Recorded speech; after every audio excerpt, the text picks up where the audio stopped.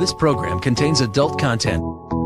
Is there a God? Big atheist. Really? What am I, an idiot? Come on. That yes, it would be nice if you could throw your sins and your responsibilities on someone else. But it's not true. It looks like far-left lunacy. I don't believe that it's true that religion is moral or ethical. You don't need to follow anybody! It's not human intelligence! If someone doesn't value logical consistency, what logical argument are you going to give them that will demonstrate that they should? Hello and welcome to the Godless Rebelution. Today is Sunday, September 1st. This is episode 263. I'm Dan Ellis. I'm Ryan Duffy. Hi, Mr. Duffy. How's it going? Good. How are you doing? Not doing too bad. Super de duper. What's happening? What's the shakes, man? I haven't seen you in a bit. Yeah, it's been a little while. It's been a minute. Well, let's see here. I got started on the garage project. Yes. I got my folding workbench put up. I got my lathe ordered. I'm ready to go all full-blowing man in there with building shit. Nice. I saw you got your folding workbench. Yeah, that ended up working out pretty well. It took me an entire day to do that. Well, it's a bit of a to-do, man. It took us an hour to figure out how to get the legs to go together for the fucking table saw. How to get the legs to go together? Well, because it's like a table saw that you can use for like job site table saws. And yeah, the legs go together in a weird X formation, but then there's a piece of metal you got to hold in between it. So I'm trying to like use my chin to hold one piece in place, and I'm trying to get the other one while I'm trying to get all the nuts and screws. I'm like, this isn't fucking working. Did you read the instructions? We threw them away and then had to grab them back. I always read the instructions. That's the stereotypical thing, right? That guys don't read instruction manuals or follow maps. Well, I've got Google Maps wherever I go. Yeah. And I always read the instructions. I'll read them all, usually like the whole thing before I start it, and then go back and do the step-by-step stuff. But we got it together. I got the table up. It hasn't broken, hasn't fallen on the Corvette yet. So, well, that's good. To go. Does it make you nervous that it might? No, I think it's in there pretty sturdy. I think I overbuilt it for how rigid it actually is. Yeah. But it's, I can start doing some projects in the garage and have some more fun with that. Sweet. And my mom always goes, where do you find time to do this stuff? I'm like, I don't know. In those days that I'm not working. Days I'm not working and not working second thingies, and because we also... Not recording podcasts, not filming stuff, not doing volunteer work. No. Yeah. Between all that, I find time to have some fun. Then we also started building a studio in my buddy's office. Oh, yeah? So... Like a film studio? Like a video podcast studio in his office. Awesome. And building a YouTube channel around it to try to do it as like a business almost. Building a YouTube channel around his office? No, doing just like information. Like he's got a bunch of people already saying, yeah, I want to come in and talk and get my message out there and advertising. Like, we haven't done anything with this thing yet. We just built a cool looking room. That was it. What is it going to be about? Or a boot, as our friends in the Canada would say. I think the portions that we do is going to be more like funny shit.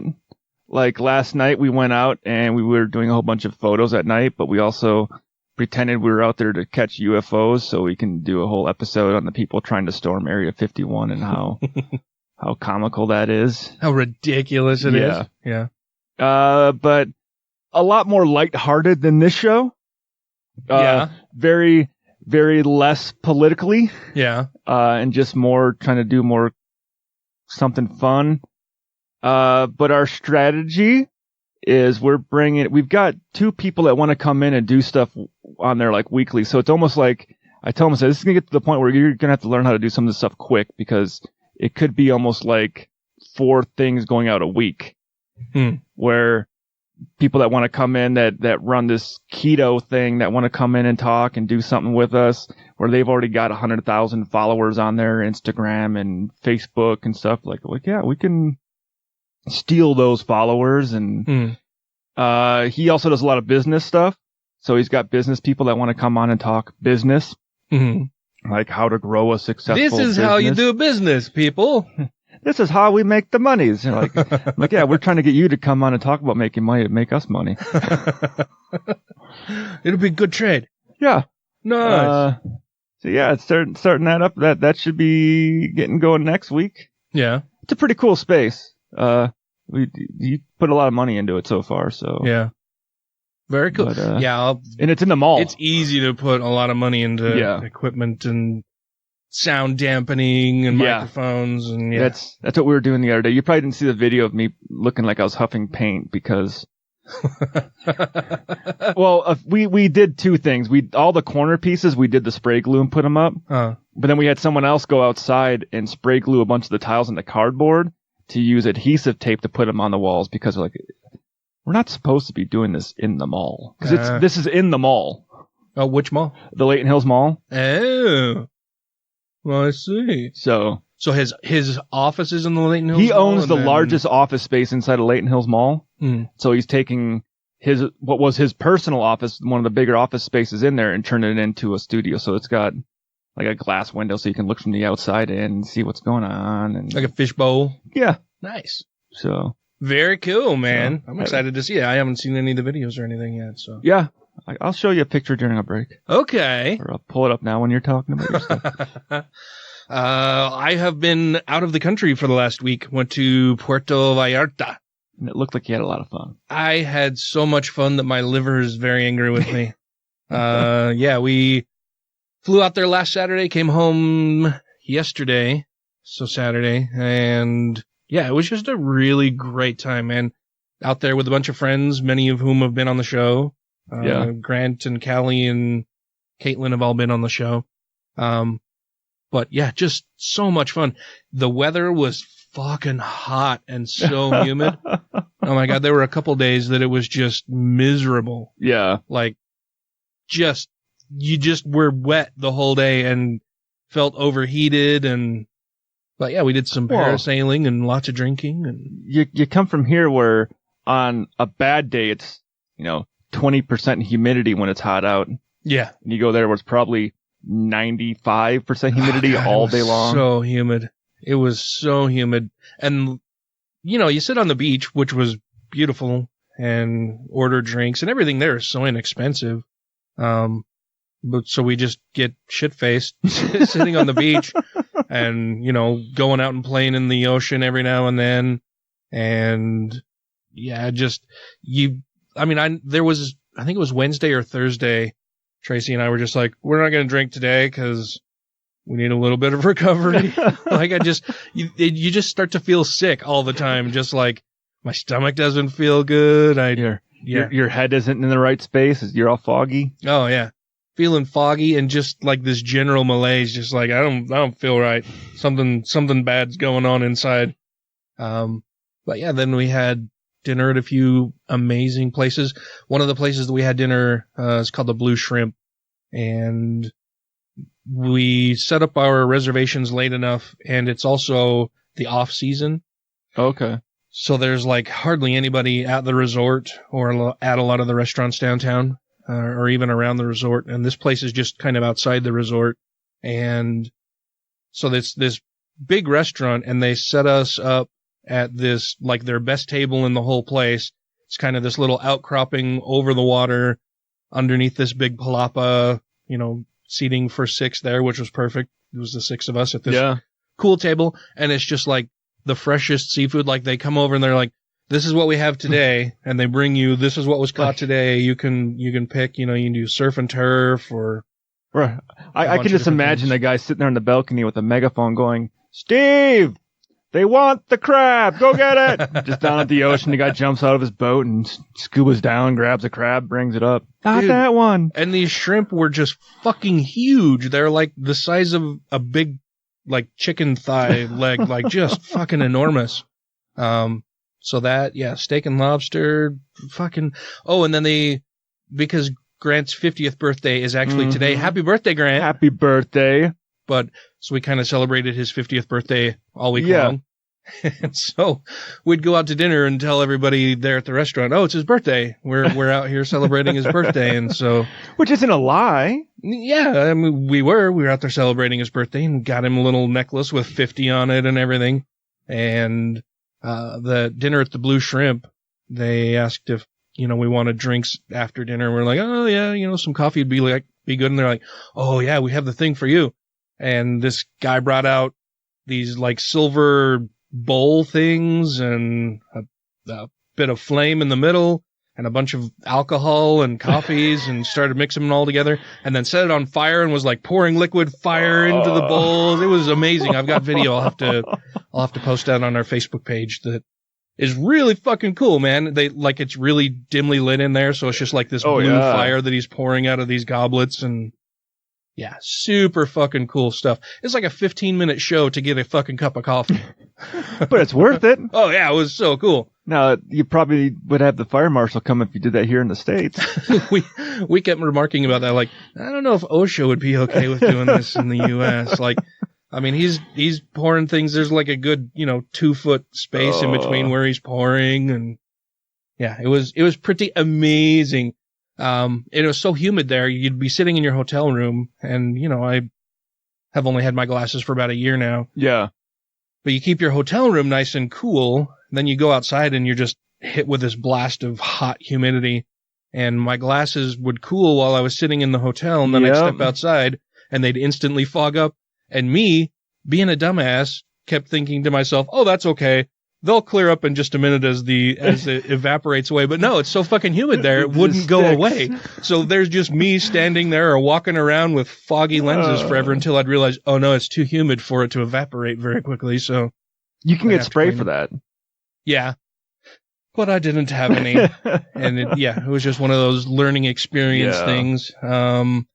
What else is new? And I have to apologize to all our listeners because I didn't put out a show while I was away.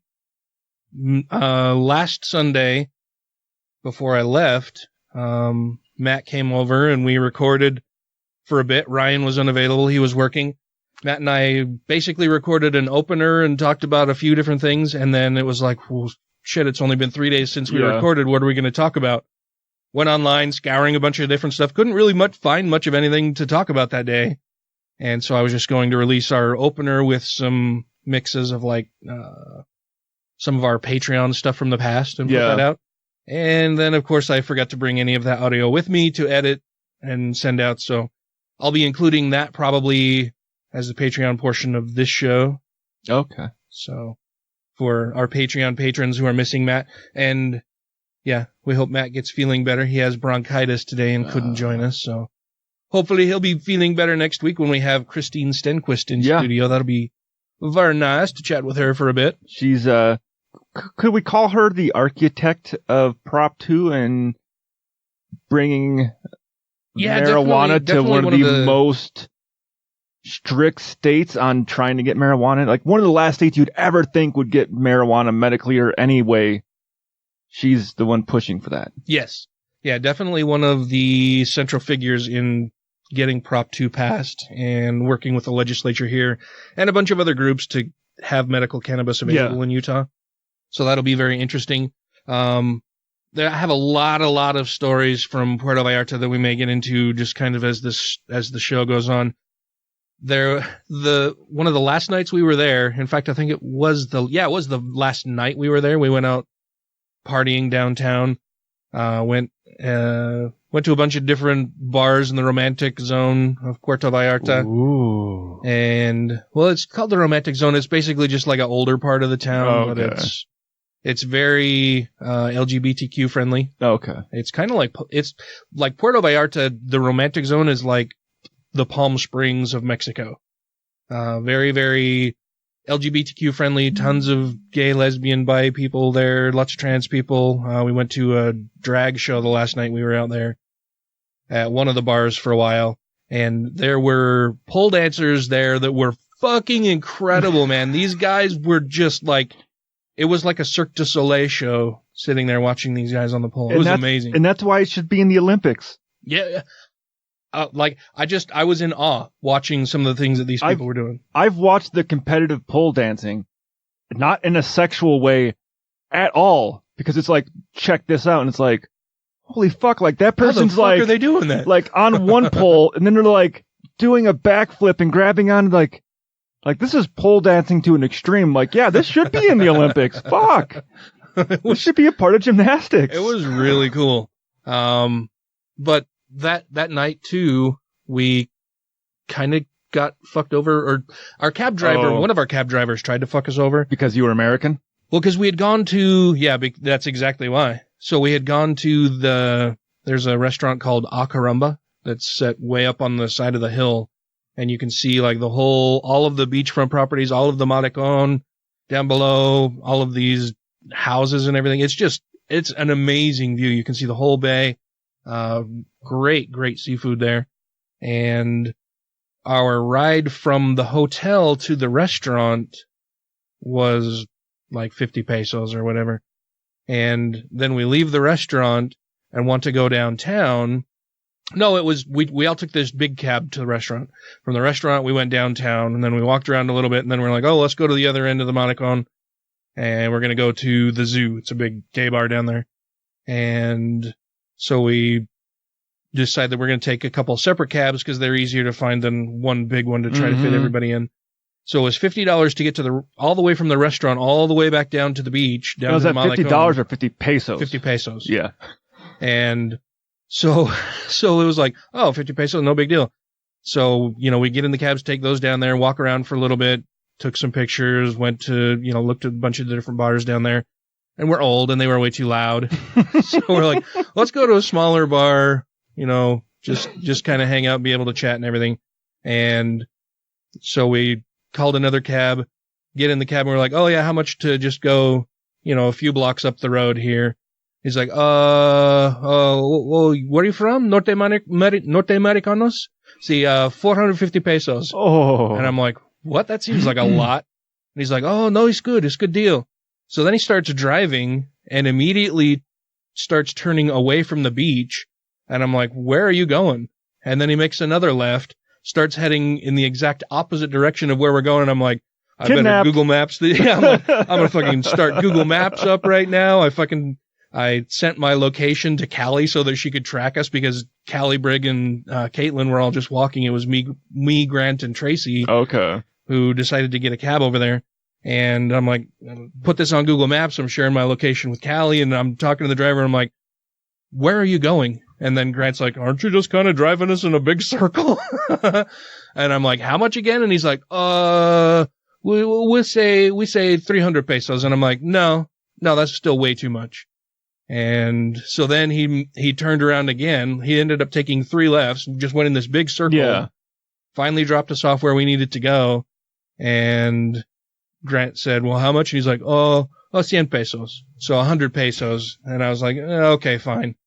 And then, yeah. But I was just like, 450 pesos? Are you fucking kidding me? It's like half the trip that we took down from the restaurant. Yeah. No, that's not going to work for me, buddy.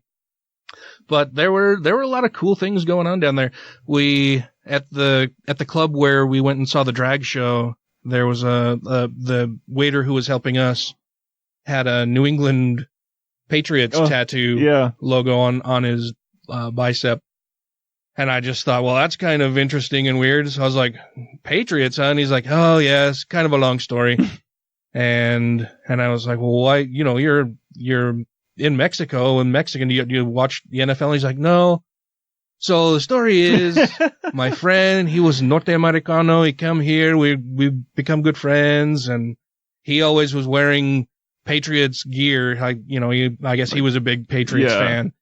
And because it was a gay bar, the subtext was probably that they had a bit of a romantic relationship for a little while. And he's like, we became very good friends. And, then he died in a car accident. And I was like, oh, I kind of feel like a dick for asking about your Patriots tattoo. You probably lost a bet. Yeah. And I'm like, this guy's boyfriend, I'm imagining it was probably his boyfriend died in a car accident. And yeah. So, but yeah, it was fucking amazing. It was a great, great trip. I highly recommend, if anybody's looking for a fairly inexpensive vacation destination, Puerto Vallarta is awesome, man. So much fun. So many great places to go. It's all fucking gorgeous there. Big iguanas walking around all over the place. Tree frogs everywhere. Like here we have crickets. There they have tree frogs. I could hear when you played that audio clip earlier. That's all I could hear in the background. Yeah. Yeah. It was so cool. And yeah, just tons and tons of great stories I'm sure I'll be telling for a long time. But Lots and lots of fun. Also have some audio from the last night we were there. The cab ride that we took home after we were all thoroughly shit-faced and been out all night. We did find a larger cab to fit all 6 of us, but it was like a smaller minivan. And there's, us 6 large adults and the driver. And so trying to get in there, we had to like wedge ourselves into the van. And when the door was shut, it just like, we could barely get it to shut, and we're all squished in there. Grant was terrified the whole time that the door was going to pop open. We get back to the hotel, the door opens, and Grant tries to get out, and he's drunk, and we're tired, and we've been squished forever, and he's trying to get out, and just ends up taking like this really long fall to the ground. Like, it took forever for it to happen. And then we're all so fucking drunk and laughing at him. That I didn't even see a lot of what was going on, but apparently then while he was down on the ground, instead of just rolling over and getting up, he's like wiggling around on the ground, trying to squirm his way out of the way of anybody else who may fall out of the van. And oh my God, it was just, my stomach 2 days later still hurts from how hard and how long I laughed at that whole thing. And then I pulled out my phone to just try to grab a little bit of audio about us, of us just talking about it afterward, that I'm hoping I can clean up and hopefully we'll put out as like a extra at the end of the show also. That, yeah, just so much fun. I had such a great time. I can't say enough good things about it. So let's talk about something else instead. Okay. Aloha, everybody. This is Nico Gonzalez, former Jehovah's Witness and a content producer for the Conversations with God podcast. Be on the lookout for my own show, coming soon, called If I Was God. You're listening to the Godless Rebelution. Oh my God. Look at these derps going on a church trip. Derp, derp, derp. Wait, what's going on? Are we on a church trip? Did you and that turd set us up? Why would you do this? It'll be fun. Take me back, Shelby. No, it'll be fun. You're the worst. Stop paddling. Stop fighting me. Stop paddling. It's too late. Thanks for listening. Now back to the show. Oh, that was crazy. What was? You saw it.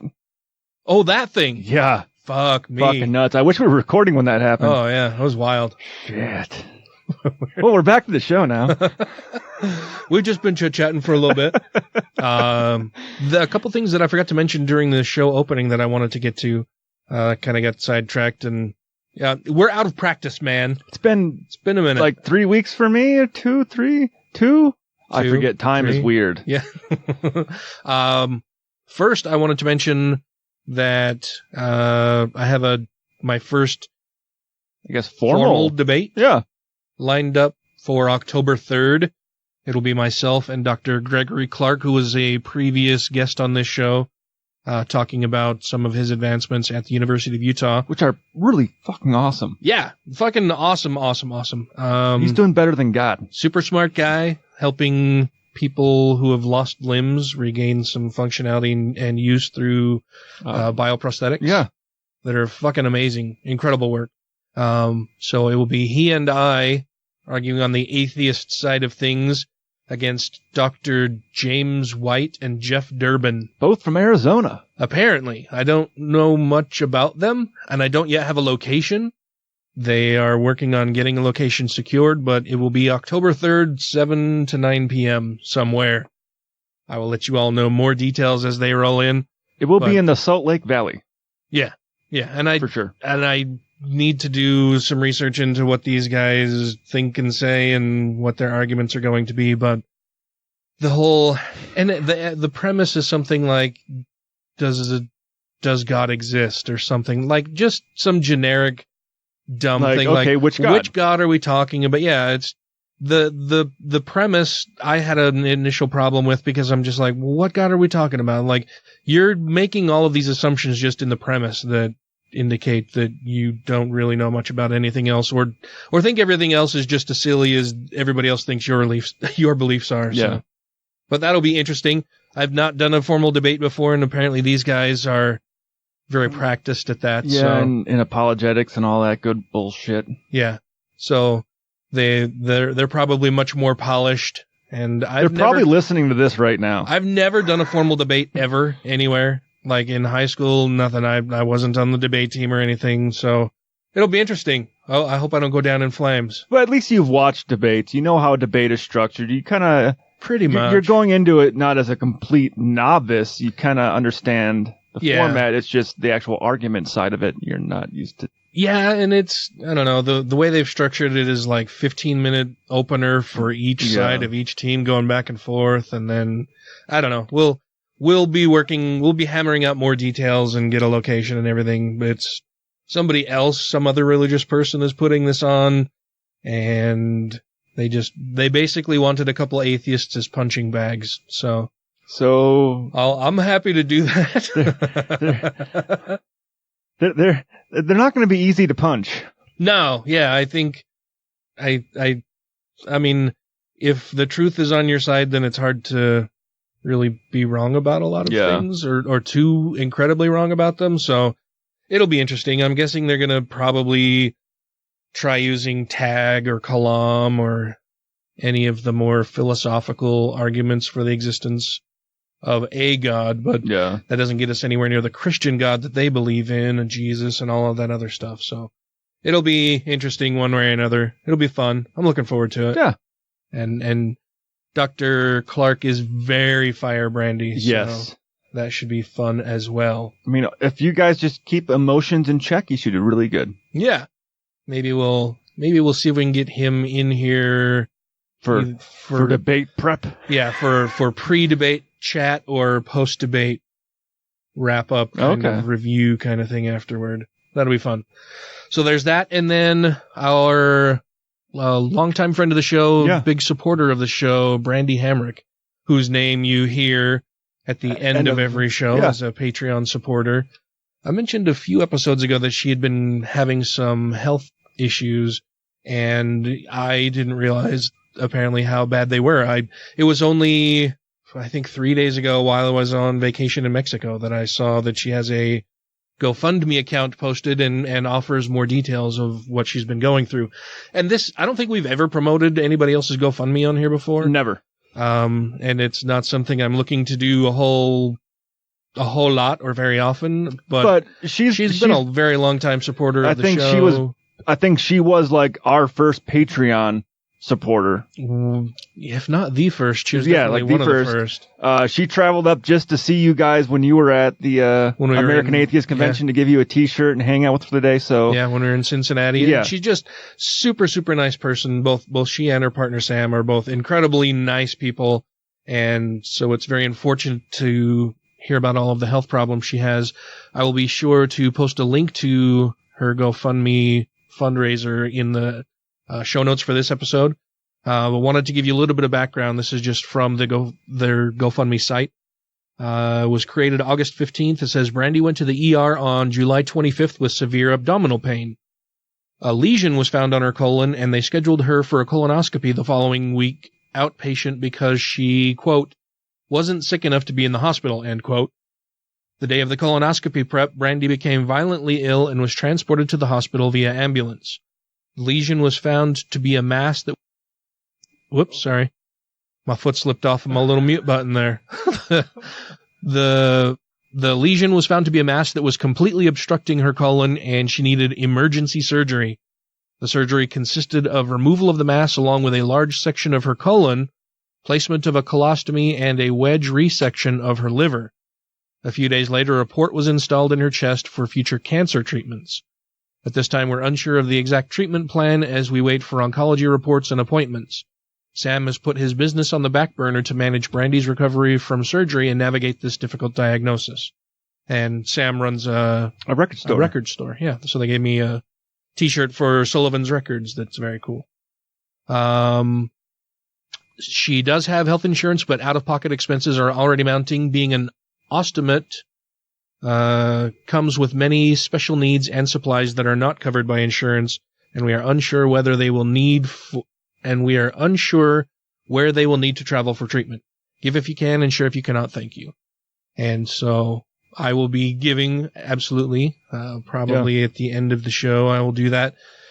And wanted to share it with all of our listeners in hopes that we can help drum up support for Brandy, because they're both just really cool people. Yeah. I'm so sorry to hear about your health problems, Brandy. I wish you well and hope that the doctors can get this all sorted out for you, and that our listeners will also contribute what they can to help you as you navigate these murky waters of our healthcare system and pretty crappy health diagnosis that I'm really, really sorry to hear.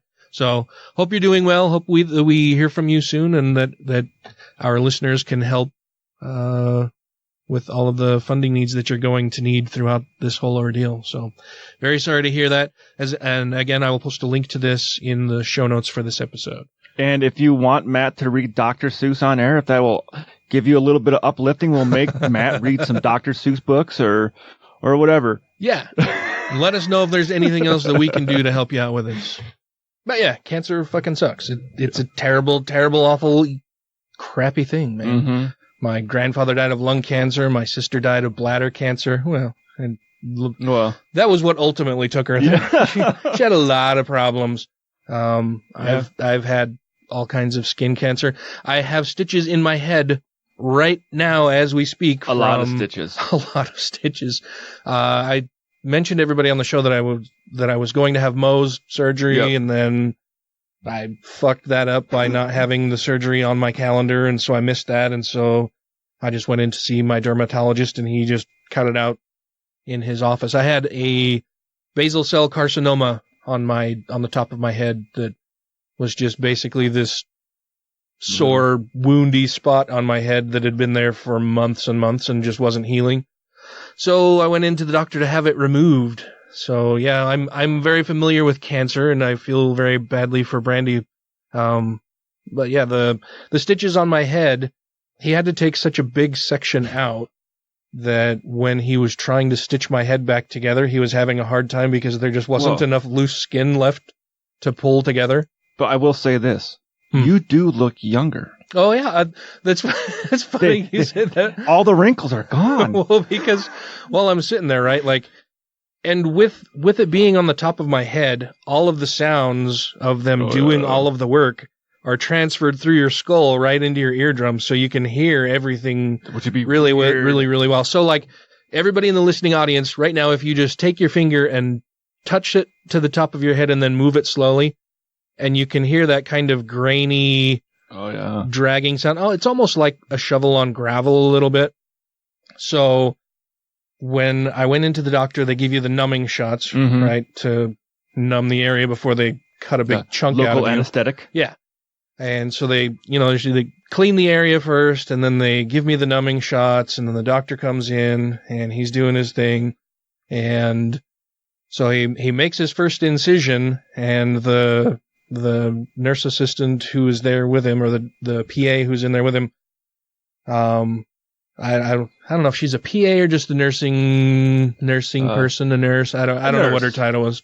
Anyway, she's in there helping him, and he makes the first incision, and he's like, "Oh, could you get that?" And I feel her dabbing, and then she's just like, "Oh, I should have brought the cauterizer, and I didn't think about it. I should have gotten it." And he's just like, "Oh, that's okay." And she's like, "Well, should I go get it?" And he's like, "Oh, well, let's see." And I could feel him remove the bandage for a second. He's like, "Yeah, you should go get that." So she's like, "Okay, I'll be right back." So she steps out, wheels in this machine, and he's like, "Yeah, you probably should turn it up to 11."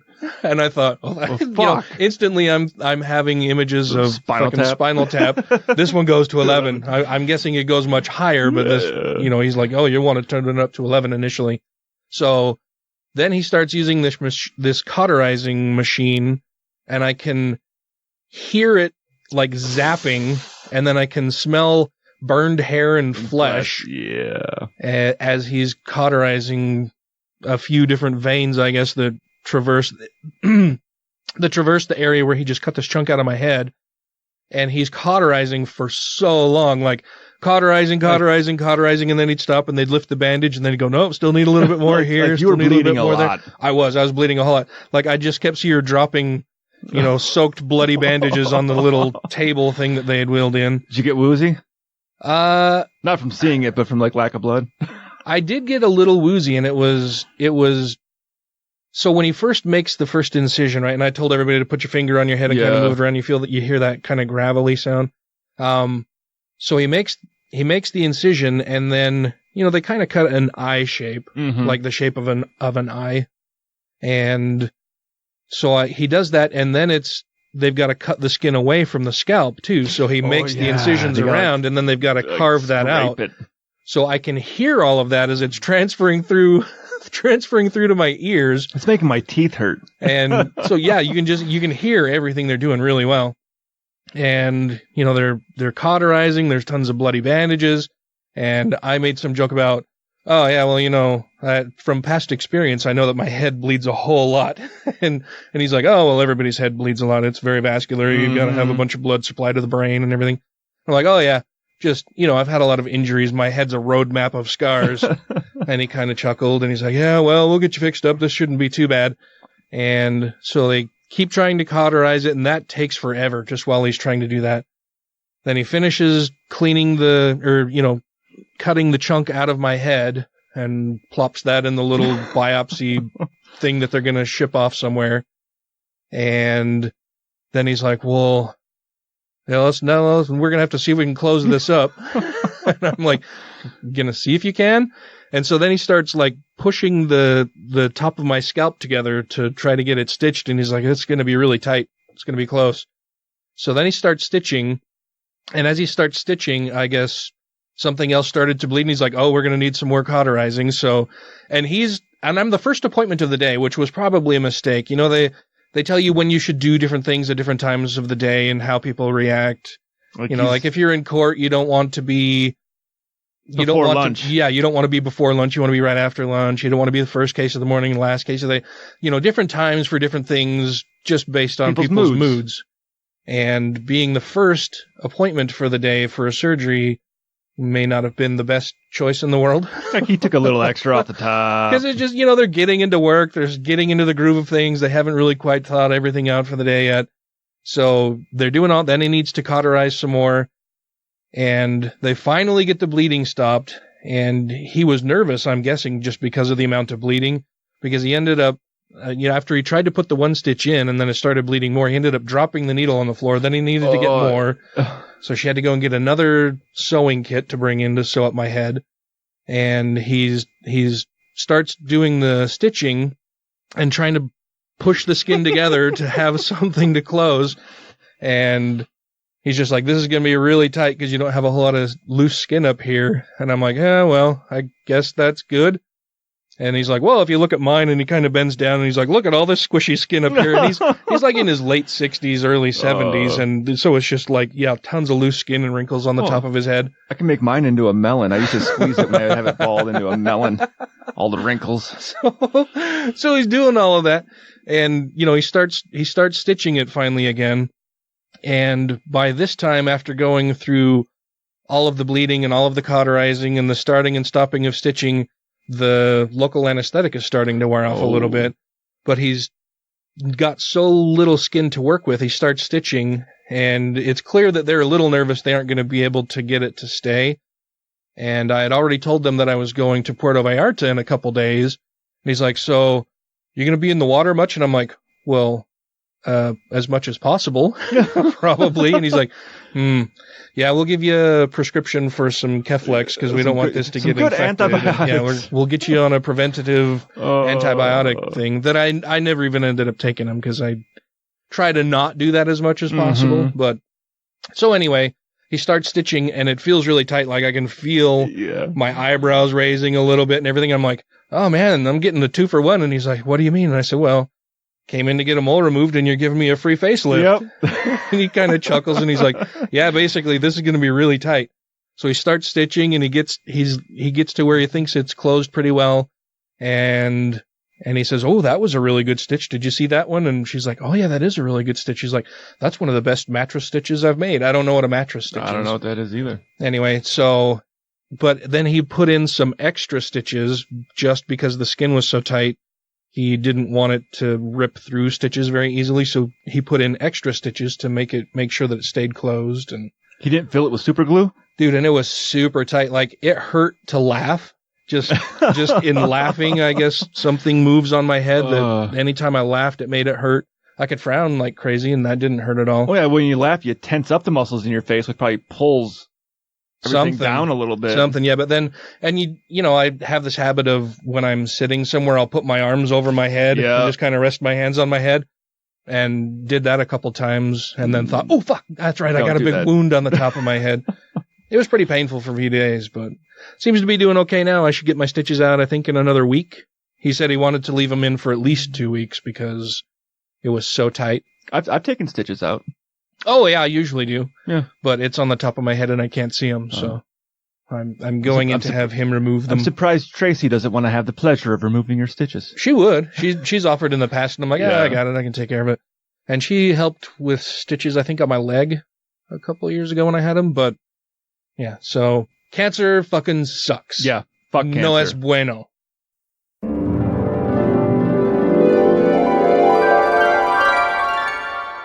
Hello, my name is Tony from the Conversations with God podcast.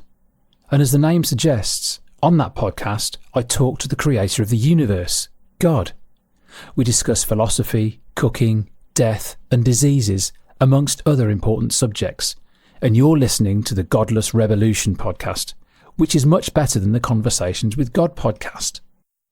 And we should be grateful to Maddie for donating these wonderful kayaks as we clean up the beach in the name of Jesus. Making us clean up trash with church people? You're disgusting. If anyone finds out I did this, you're dead. You and the Godless Rebelution will be reassimilated in 3, 2, 1. So the bit of news that we're going to cover first. You put this in our little show notes thing. I hadn't seen this. Yeah. This is apparently Dr. Robert Jeffress on religious and family values in America and his new children's book on Fox and Friends. So this should be a lot of fun. It starts off not angry, like, oh, okay, yeah, some numbers, but it makes a sharp turn.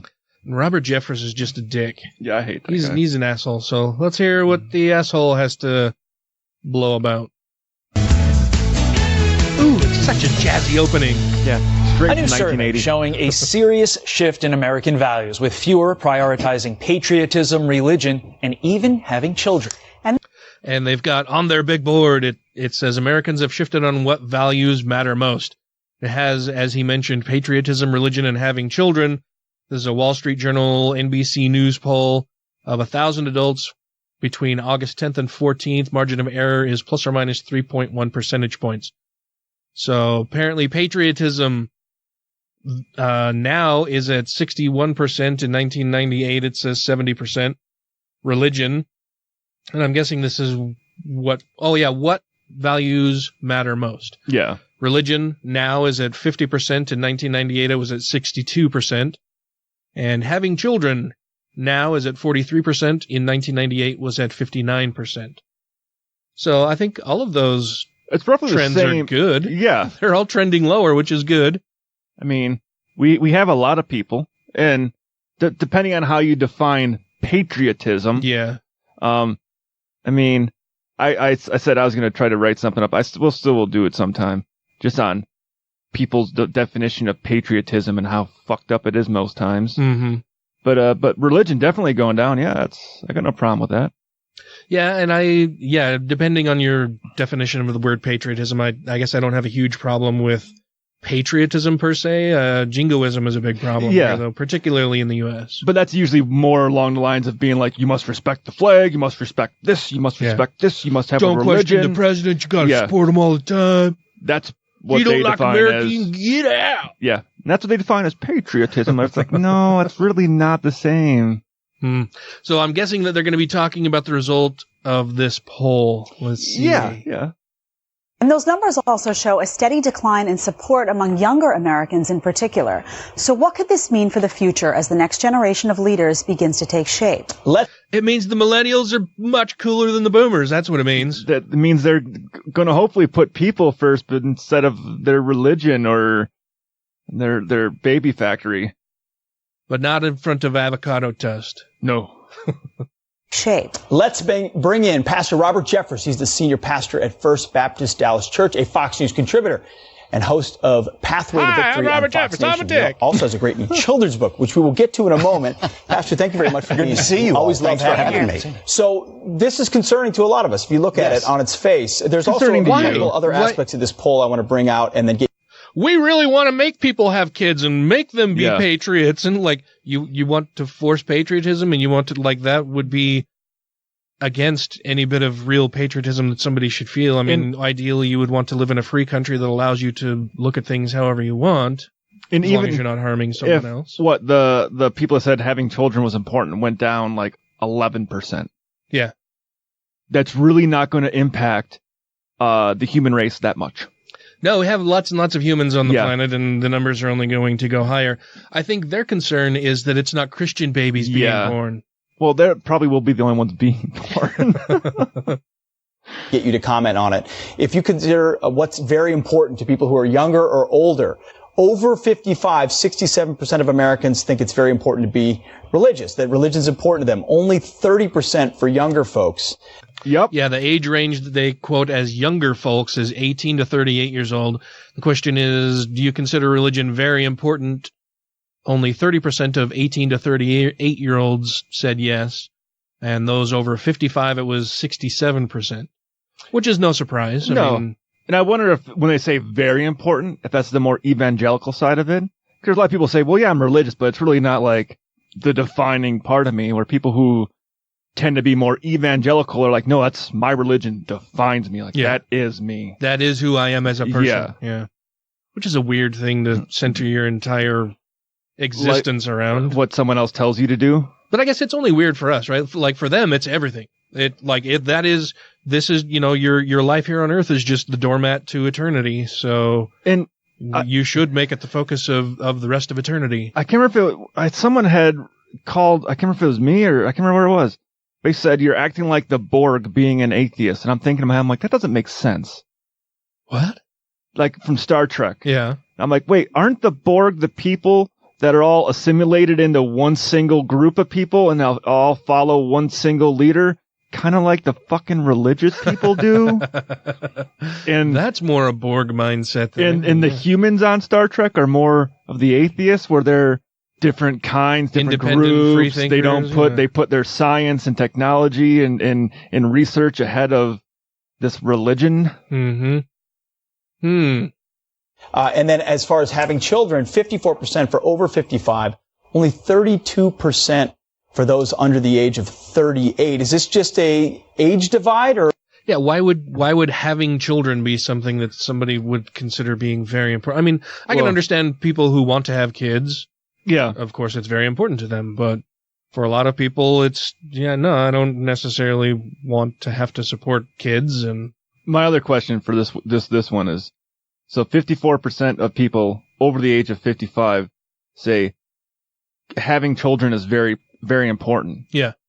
Is that still very important? They still want to have children? I want to make sure other people have children at this point. That's what I'm wondering. Is it saying, yeah. I hope, yes, people having kids is very important to me. Yeah. I want baby factories. Yeah. Why is this happening? No, it's something much more serious than that. Every civilization is only one generation away from barbarianism. What the fuck are you talking about? One generation away from barbarianism? No, like every generation we have gets further away from that. Yeah, that's a great point. That every generation we have gets farther and farther away from barbarianism. If we fail to pass our faith and values onto our children and children's children, it leads to a moral unraveling of society, and that's what. No. Fuck you. Going with the moral superiority argument of we are superior to you, and we need to push this forward or else we're all dead. Yeah, and he's acting as if morality is a finite resource, that we have to indoctrinate people when they're young or else they're not going to have any morals. Fuck you. Or that morality only comes from religion, that you can't teach someone to be a moral, upstanding person without it, which he will reference here in a second. what we see happening right now. You know, about 60 years ago, secularists started telling us that as a nation, we could be good without God. And so we try to pass along values without the undergirding spiritual foundation for that. And it's been a complete wreck. You know, has it? You fucking lying fucking dickbag. So does he think, well, I mean, is he a young earth creationist who thinks that the Earth has only been around for 6,000 to 10,000 years? He might be, because they are advertising the Ark Encounter in the fucking corner of the screen. What a fucking dumb, shitty fucking thing to say. The people, he's basically saying that people without belief in religion, you know, they don't have any undergirding moral principles to support the way that they live their lives and treat other people, which is absolute bullshit. Because since I don't believe in a God, I guess I can just do whatever the fuck I want because it doesn't matter, but it does matter. Spiritual foundation for that, and it's been a complete wreck. You know, somebody said socialism works until you run out of other people's money. Well, secularism works until you run out of other people's faith. And my God. I'm like, what the... Socialism works until you run out of other people's money. No, he clearly doesn't even understand what socialism is, because it's everybody's money that is pooled together for social needs. Yeah, for social needs. Yeah, not for everything. And it's not like the dictatorships that had what people tend to call a socialist society, like Russia and them, where it's like, no, their pay was decided by the state. Mm-hmm. That's not how it would work if we do it here. You can still make as much fucking money as you want, but you pay taxes, and those go towards social fucking programs. Yeah, and it's those with more wealth who have reaped more benefit from the society in which they live pay to more, contribute more, because there's no way that they are going to ever use all of that money, and they should be helping all of the other people below them. And it's all percentage based. Yeah. It's not saying that you're giving more. It's like, no, you're giving your percentage. Yeah. That is nuts. And as a nation, we can't live on the faith of 3 generations ago. We have to embrace faith and pass it on to our children. Well, you're doing a terrible fucking job at that, Mr. Jeffress. I got to tell you right fucking now that if you look at the stats all across, not just the United States, but across the fucking globe, people are leaving religion in droves because of stupid shit like this that you say. Stupid shit that people easily see through. We can see that the older people who aren't on social media very much, who don't know how to use computers, who aren't on the internet a whole lot, to actually learn more about the world they live in, yeah, they don't have as much of an idea about what's going on. That's the younger generations who are plugged in, who do see what's going on, who can go and investigate shit for themselves instead of pasting questions like, you know, there's several different sites on Facebook and everywhere else that are like devoted to making fun of boomers and how they use the internet and Facebook and everything else, you know, basically posting questions that they should be pasting into a Google search into like their status for Facebook and shit like that. Like people who understand how technology works to find the answers that they're looking for to learn more about the world they live in, instead of going and asking their pastor, what should I do about this? Instead of being a sheep, being able to think for yourself freely and independently and find correct answers instead of what some jackass wearing a cross is telling you from the pulpit. But that can also be the issue with Google. You can find the answer you want if you look hard enough. That's true. Yeah. Yeah. Versus you have to know an answer that might be more and what isn't. Yeah. And how to think rationally and skeptically about what you're reading. Yeah. That's how we get more fucking flat earthers. They are born on the internet. Can we attribute a lot of this to the breakdown of the family? Because a lot of these conversations about patriotism. Can we blame this on gay people? That's exactly. I mean, when she first said that, I'm like, that's exactly what the fuck you're saying. Yeah. About having kids and about hard work. Those happen at the dinner table and in those community centers. And with the breakdown of that, where do you go? Well, I think it's both the cause and the effect of what we're talking about. Yes, the family is central, and God told the family that they are responsible for passing along these spiritual values. But Jedediah, the problem is, even in families that are intact, they tell their children... Wait a minute. One of the hosts' name is Jedediah? That's news to me. Like, he just gave him that nickname. He gives them all. All biblical nicknames. Well, you need to do this and do that. You know, it's wrong to shoot other people in school. And somebody says, that's a no-brainer. Well, why is it wrong? And the parent doesn't have any real good answer. Who said? What is his answer? Because God said not to? Yeah. How's that a fucking answer for anything? Because I said not to. Well, why? Because I said not to. That's not a fucking answer for anything. This is, I'm telling you not to do something. I want to know the reason why. What are the reasons why I shouldn't shoot people? Yeah. And if that's the big fucking problem. He's pointing the finger at secularists because we don't believe in this God who's just going to tell us what we can and can't do. What if God tells you to do something shitty? Well, you gotta follow it. Like he does in the Bible quite a bit. Yeah. Who's the biggest murderer in the Bible? God. I mean, you could probably find 100 non-biblical reasons why killing someone is bad. Yeah. And if you can't give people an explanation of why it's bad to shoot somebody, you're probably a terrible person. Yeah. If you have to fall back on God told us not to, you're a terrible fucking person. If you can't find a good excuse for why not to shoot somebody, you've probably shot somebody. Or you should maybe go and do that right now if that's the kind of thing. Like he's basically saying, well, if I can't find a good reason to not shoot somebody, I guess I should. And unless God told me not to and I believe in a God. Says what's right and wrong. You have to have that spiritual foundation. No, you don't. The Bible says the fear of the Lord is the beginning of wisdom. And I think as a nation that...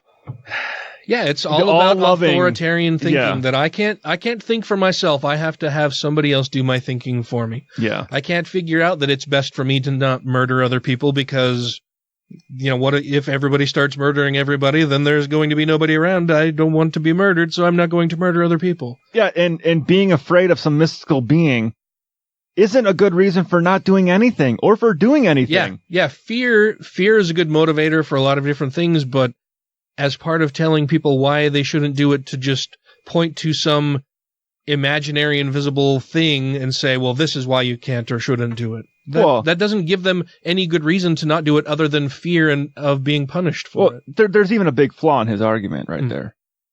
Because you say, don't do it because God will punish you. Like, okay, but doesn't God forgive me if I ask for it? Yeah, couldn't I go out and just, kill like 500 people today? And then while I'm in prison awaiting to be murdered myself, I just say, sorry, God, we're good, right? And then I can go up into heaven and hang with him. Dear baby Jesus, I accept you back into my heart again. As long as I'm really sorry about what I did, then I can get into heaven. Yeah, so that doesn't work. No. That's where we're missing it. Pastor, let's talk about the book. It is called A Place Called Heaven for Kids. Yeah, what do you hope the takeaway of the book is? I never got to this part. A lot of times, the death of a family member or even a mass tragedy like El Paso or Dayton causes fear in children, causes them to ask questions is this about dead kids? Death and about heaven. I wrote this book for children to answer the 10 most frequently asked questions children have about heaven. Children have about heaven. And have you been there? To answer the 10 most difficult questions a children has about heaven. Where is it? What are we going to do? Are we going to eat in heaven? And it's written in an easy to understand way. It has beautiful illustrations in it. It really does. And by the way, that's one. I'm going to talk about an imaginary place run by an imaginary person, and then I can just make up whatever the fuck I want to say about it. Way for parents to pass along their faith is giving them a book like that. How many books have you written now? This is, I think, number 26. Wow. So great stuff. No, you're right. If you don't pass, I don't like the title of the book for one reason. It's A Place Called Heaven for Kids. This is where all the kids go. The kids go. This is a special section of heaven for kids. Because all of the adults want to go and have a party and hang out, and kids get in the way of that. You know how they talked about like the school shootings earlier? Yeah. Billy goes to school. Jimmy shoots Billy's best friend, and now Billy's mom goes, "Here's a book for you. This is where Jimmy went. This will fix everything. Yay! Don't kill anybody because Jesus said not to." What a terrible thing! Like, if your child is experiencing some trauma and fear because of this, say their fellow classmate, a friend of theirs was shot at school or whatever. You don't give them Robert Jeffress's fucking book. You should take them to a therapist. Take them to somebody trained and have a real conversation. With that situation. Yeah. Because I'll always go back to the one story I remember reading where it was like a 12-year-old girl had committed suicide after her father died because she wanted to be with her dad. And she thought if she killed herself, she would go to heaven. Yeah. One of those unintended consequences of teaching bullshit to people. Yeah. is that they'll believe in that bullshit and follow it to what they believe is their logical conclusion. Oh, I miss them. I kill myself. I get to be with them. Yeah. Oh, he's dead. If I'm dead, then I can be there too. See? Yeah. Easy peasy. Bullshit. Yeah. Hey everybody, I'm Mary. And I'm Shelley. We have the Latter-day Lesbian Podcast. It's the podcast about an ex-Mormon gay girl just trying to figure out her life. Mm-hmm. And so we do that every week on a podcast, don't we? We do. You're supposed to jump in. Sorry. Just jump in anytime. Okay. I'm here. We are available on your favorite podcast app. Just look for Latter-day Lesbian, where your favorite podcast can be heard. And you're listening to the Godless Rebelution. Hey, Pastor Zach. Hi, so my friends and I are loving this beach cleanup. Oh, I'm pleased to hear that. Yeah, but they're about to make, a really dumb decision, and I was wondering if maybe you could help put them on the right path like you did for Maddie. As with all of God's children, the key to Maddie's transformation was trusting that Jesus is always by his side. Oh, cool. How long does that take? Oh, it took me 15 years to put my faith in Jesus. But if you're looking for a quick fix, I am. It doesn't exist. But something that helps me keep the faith is noticing all the signs of his presence. If you look close enough, you'll see them everywhere. Like that cloud. That could be God. Or that stick. It's all God. Wow, okay. Signs. Thank you. Boo! That guy sucks. Rejoining the Godless Rebelution podcast now. Okay, so this next thing that we're going to do comes to us from the New York Times. It's an opinion piece written by Timothy Egan titled Why People Hate Religion. The charlatans and phonies preen and punish, while those of real faith do Christ's work among refugees. And we haven't read any of this yet, so No. we're going into this cold. Yeah. So when I saw the title of Why People Hate Religion, I thought, ooh, I have some ideas. I wonder if this person is going to nail some of the reasons why people hate religion. Let's see. Starts out and says, you don't hear much about Sister Norma Pimentel in the secular press. She's not a wacko, a hypocrite, a sexual predator, or a political operative, which we see so many evangelicals being all three. Yeah. Or some combination of the three. Her life's work, she says, is guided by seeing the presence of God in migrant children in the shelter she oversees in the Rio Grande Valley. Vulnerable souls that her president would otherwise put in cages. What you hear about is the phonies. The charlatans who wave Bibles, the theatrically pious, and they are legion. Vice President Mike Pence wears his faith like a fluorescent orange vest. Yeah. Agreed. But when he visited the border this summer and saw human beings crammed like cordwood in the Texas heat, that faith was invisible. Yeah, he didn't even speak up like, how the fuck are you treating another human like this? Yeah, and just kind of turned his back on him like, I don't really want to see this anymore. We're making money. Trump orders Pence to find passage in Bible where Jesus tells people to get the hell out. Through a satirical headline from the comedy writer Andy Borowitz, the above could pass for any day in Trump world. Yes. And Borowitz is awesome with the satire that he writes lately. He's been on fire. Pence is the chief bootlicker to a president who now sees himself in messianic terms, a president who tweets a description of himself as, quote, the second coming of God. As hard as it is to see God Part 2 boasting about grabbing a woman's genitals, paying hush money to a porn actress, or calling neo-Nazis very fine people, millions of overtly religious Americans believe in some version of Jesus Trump superstar. What you hear about are the modern Savonarola's. In Indiana this summer, Archbishop Charles C. Thompson stripped a Jesuit prep school of its Catholic identity for refusing to fire a gay married teacher. That's a pretty shitty thing to do. Yeah. The same threat loomed over another Indianapolis school until it ousted a beloved teacher with 13 years of service. He was fired for getting married to another man, a legal civil action. The Archbishop claimed he was upholding Catholic teaching, an example of the kind of selective moral policing that infuriates good people of faith. Catholic teaching also frowns on divorce. But when a divorced teacher at the same school where the gay teacher was fired remarried without a church-sanctioned annulment and posted her status on Facebook as a dare, the Archbishop did nothing. For this is a road that leads to thrice-married politically connected Catholics like Newt Gingrich, whose wife Callista, with whom Gingrich married on an adulterous affair before getting married, or carried on an adulterous affair before getting married, is now Donald Trump's ambassador to the Vatican. Archbishop Thompson says he tries to be Christ-centered in his decisions. If so, he should cite words from Christ condemning homosexuality. Any words. There are none. That may be one reason a healthy majority of Catholics are in favor of same-sex marriage, despite what their spiritual sentries tell them. Gotta say, I agree with this guy so far. Yeah, I think he's doing very well so far. Religious hypocrites are an easy and eternal mark. The French Revolution was driven in part by the revulsion of starving peasants toward the overfed clerics who had taken vows of poverty. The Protestant Reformation took flight on disgust at a church in Rome that sold passages to heaven, enriching men who had multiple mistresses after taking vows of chastity. White evangelical Christians, the rotting core of Trump's base, profess to be guided by biblical imperatives. They're not. Their religion is Plato.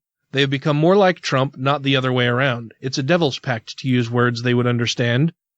In one of the most explicit passages of the New Testament, Christ says people will be judged on how they treat the hungry, the poor, the least among us. And yet only 25% of white evangelicals say their country has some responsibility to take in refugees. Evangelicals give cover to an amoral president because they believe God is using him to advance their causes. Quote, "There has never been anyone who has defended us and who has fought for us who we have loved more than Donald J. Trump," said Ralph Reed at a meeting of professed Christian activists earlier this summer. But what really thrills them is when Trump bullies and belittles their opponents, as counterintuitive as that may seem.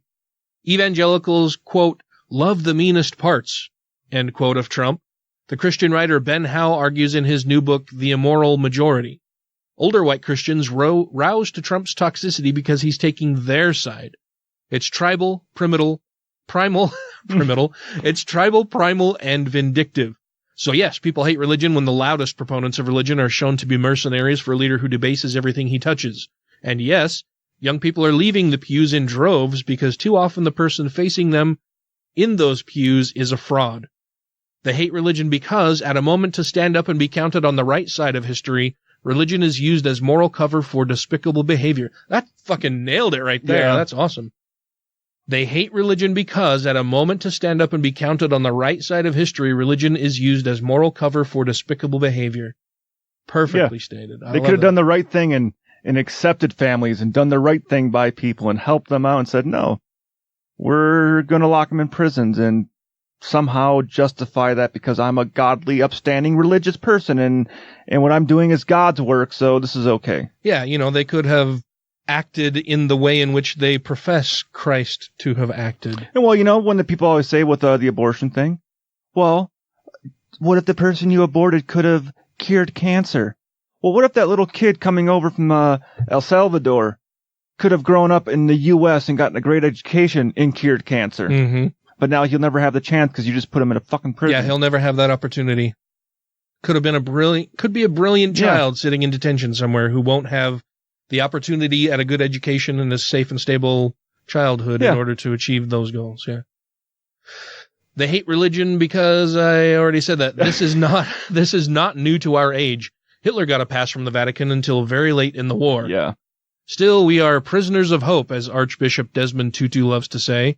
And if you're looking for hope in the midnight of the American soul, look no further than Sister Pimentel's shelter for hundreds of desperate children in McAllen, Texas. Growing up, Sister Pimentel was going to be an artist, she says, until she felt a strong tug on her soul.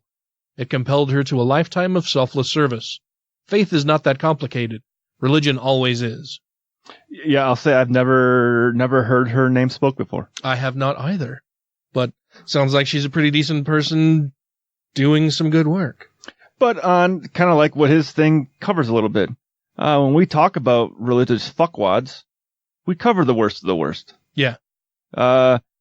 We usually don't shine much light on people of religion who are actually doing good things. Yeah. Well, and I think a large part of the reason why we don't do that is because those people could still do those good things without religion. Yeah. I mean, the whole thing about that view, to me anyway, is I've never had anybody offer me one good thing that a person can do that can't be done outside of religion, right? That in order to do this good thing, you have to be religious. Yeah. And that it doesn't fucking exist. So you could still be good people doing good things without any kind of religious underpinning for any of that. And bringing in all of those false beliefs just leads you to further false actions because of those beliefs, right? If your beliefs motivate your actions, believing in bullshit has you doing bullshit actions in the name of those beliefs. I think it'd be taken both ways with the, if the only thing preventing you from murdering somebody is the thought of God, well, you're a horrible person. Right. But if the only thing that makes you want to do something good for a person is the thought of getting into heaven, well, then you're really not that good of a person. Then you're still not a good person. You're still just doing it out of fear. Fear is the motivation for you doing these things. So if you don't have a fear of a God and you're doing it because, hey, I want to help, you are doing it because you actually want to do that thing. Yeah, it's that much better to do things as from a purely secular viewpoint versus a religious viewpoint, because you're not doing it for hope of any reward or fear of any punishment. You're doing it just to be a good person, to help people. I will say, you do get a reward out of doing it. How many times have you gone and done something to help somebody and you get that nice warm fuzzy feeling in you? Personal feeling of gratification. Yeah. So, you do get personal gratification out of helping other people. That shouldn't be the only reason why you do it. But I think you getting that out of that is kind of like, I feel good about what I'm doing. Not, I got more brownie points for heaven today. Yeah. Well, and it goes to that whole argument of, is there such a thing as altruism? And I would say it kind of depends on your definition of altruism, but really, whenever you do something, even if you're doing something to help another person, if you get any good feeling out of it, then it's not really an altruistic act, right? Because you're still gaining benefit from it. Well, but that doesn't mean that you shouldn't do it, because then it's a win-win. You're helping somebody and you feel good for helping somebody. Would a truly altruistic act be one where you intentionally put yourself into harm's way, where you know you're going to get hurt and potentially killed in order to help save someone else? Possibly. Because if in that situation you do, like if you're the guy that runs out, pushes the kid out from in front of a bus, but you in turn get hit by the bus and you're dead, you don't get anything out of that. You don't get any feeling of, yay, I saved the kid. You're just fucking dead. Yeah. You're gonski. You're gone. Now, if you survive, you probably will later on be like, hey, wow, I'm glad I saved that kid. But you don't know that you're going to survive that hit as well. Yeah. You know, you might have a better chance being a grown adult surviving a hit from a fucking bus. Where you or know you could that be kid, so old and brittle that you just turn into squishy goo. Yeah. But could that be classified as a truly? Possibly. I'd have to do some thinking on that. Because if you do something with the foreknowledge that I potentially might not make it through this, this could end in me dying. Yeah. But I'm still going to do it anyways. Dying isn't a good thought to begin with. I suppose it would depend on the person's motivation. Is it because they think this other person is good and kind and they want to save them, or it's just they have no idea? A perfect stranger. They're doing it for a perfect stranger, someone they don't even know, just jumping into action. It's kind of like, well, not always, but like a person that would jump onto a subway track to try to remove someone while a train's coming. They don't know if they're going to make it out of there or not, but they're going to do their damnedest to try to get that person off the tracks. Perfect stranger they never met. That could be a drug addict that just passed out. Someone who society kind of looks down upon anyways, but he's going to sacrifice and potentially sacrifice his own body to help save someone else. Yeah, I suppose it depends on all of the mitigating factors. What was the person's motivation? What was the situation? What did they do? What were the consequences? Who did they save? There's a bunch of different things that go into it. So yeah, I would imagine that there can be some real altruistic acts, but it all depends on all of the other variables, right? All of the little things that go into it. A lot of nuance for a bunch of different things. There's no easy answers for a lot of stuff other than, gosh, I'm trying to think of an easy answer for anything. There is no easy answer for anything. Trying to decide what I want to have for dinner isn't even any easy What's Dan going to do in Puerto Vallarta? Drink heavily. That's an easy answer. Next up we have Gordon Klingenshit. We've not heard anything from him for a little while. And this should be fun. This comes to us from Right Wing Watch. It says Gordon Klingenschmidt, teaching LGBTQ history is, quote, an illegal measure of recruiting children into sodomy. Now, we always know how he twists words and makes them be way out of context to what it is. So we listened to like the first, 30 seconds of this? Mm-hmm. I'm just going to go ahead and bet that the state of Colorado added into its curriculum an LGBTQ history class, and that is it. And that's a very bad thing. But I think he takes it way too far. Yeah, apparently, so this says that on a recent episode of his Pray in Jesus' Name program, religious right activist and former Colorado state legislator Gordon Klingenschmidt and his guest, right-wing journalist Alex Newman, agree that teaching students about LGBTQ history should be illegal. Klingenschmidt was outraged that Colorado recently enacted legislation requiring public schools to adopt LGBTQ-friendly curriculum, claiming that it will result in teachers delivering mandatory homosexual lectures to children. Like, what is a homosexual lecture? Do you do it with a lisp? I don't know. You tell people they have to be in a same-sex relationship? I mean, I don't imagine that they would be teaching that in schools, but we'll turn to the video to see exactly what he says for sure. So here in Colorado, our first, in fact, America's first openly homosexual governor happens to be Jared Polis of Colorado. He just signed into law 2 bills, House Bill 1032 and 1192, both of which require mandatory homosexual lectures to children in public schools. One of them, it's a requirement for graduation. You have to learn gay history on top of American history. In fact, the teachers, because they're always... Wait a minute. He's treating them as if they're 2 separate things. As if gay history isn't part of America. There's no gay history in America at all. They're teaching you something extra about American history, which is fucking bullshit from the get-go. Stonewall is a part of American history. Yeah. Yeah, Harvey Milk, everything. They're all a part of American history. There are tons and tons of stories coming from the LGBTQ community that are part of American history. Yeah. Always pressed for time and under pressure.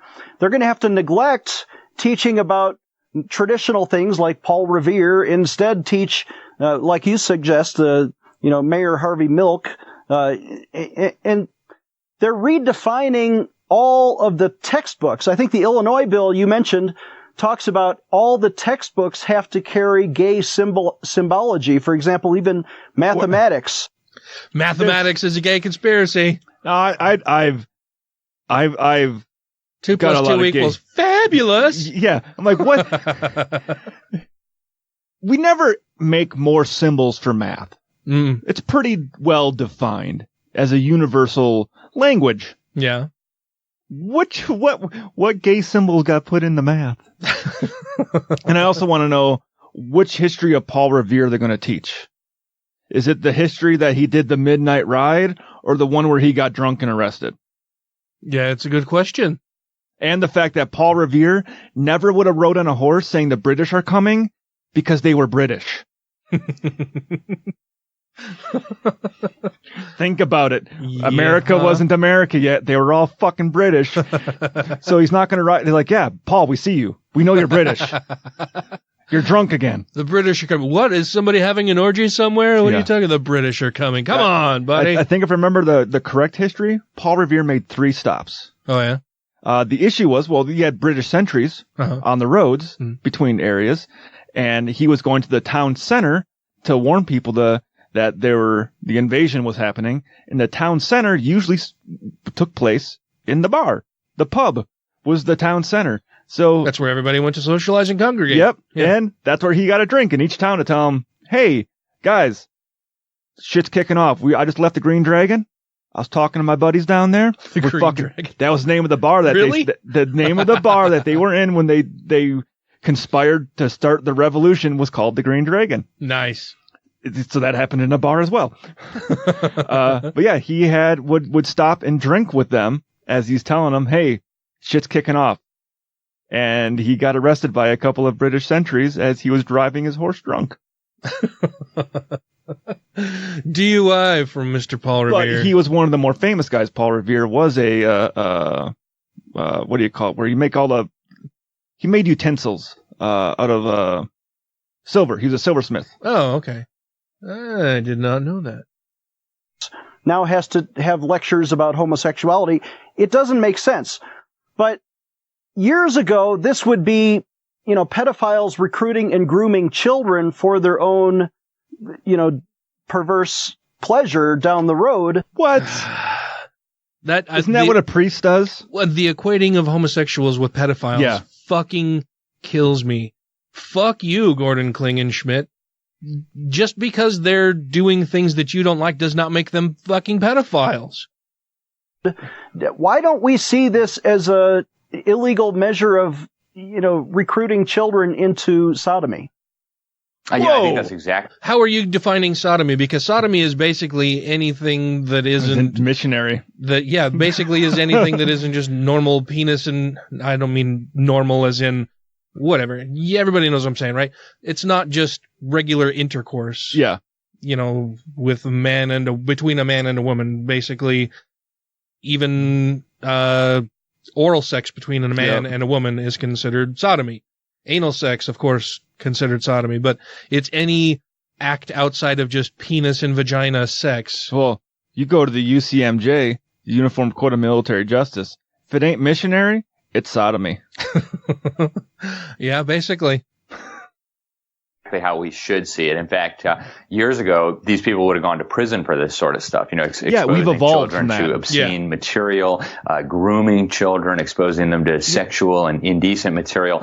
How is teaching about Harvey Milk or any of the things that have happened in the LGBTQ community perverse material? Yeah, sexual. And what makes it indecent in this guy's mind? Yeah. Oh, because they're gay. Oh, right. That's the one qualifier. Yeah.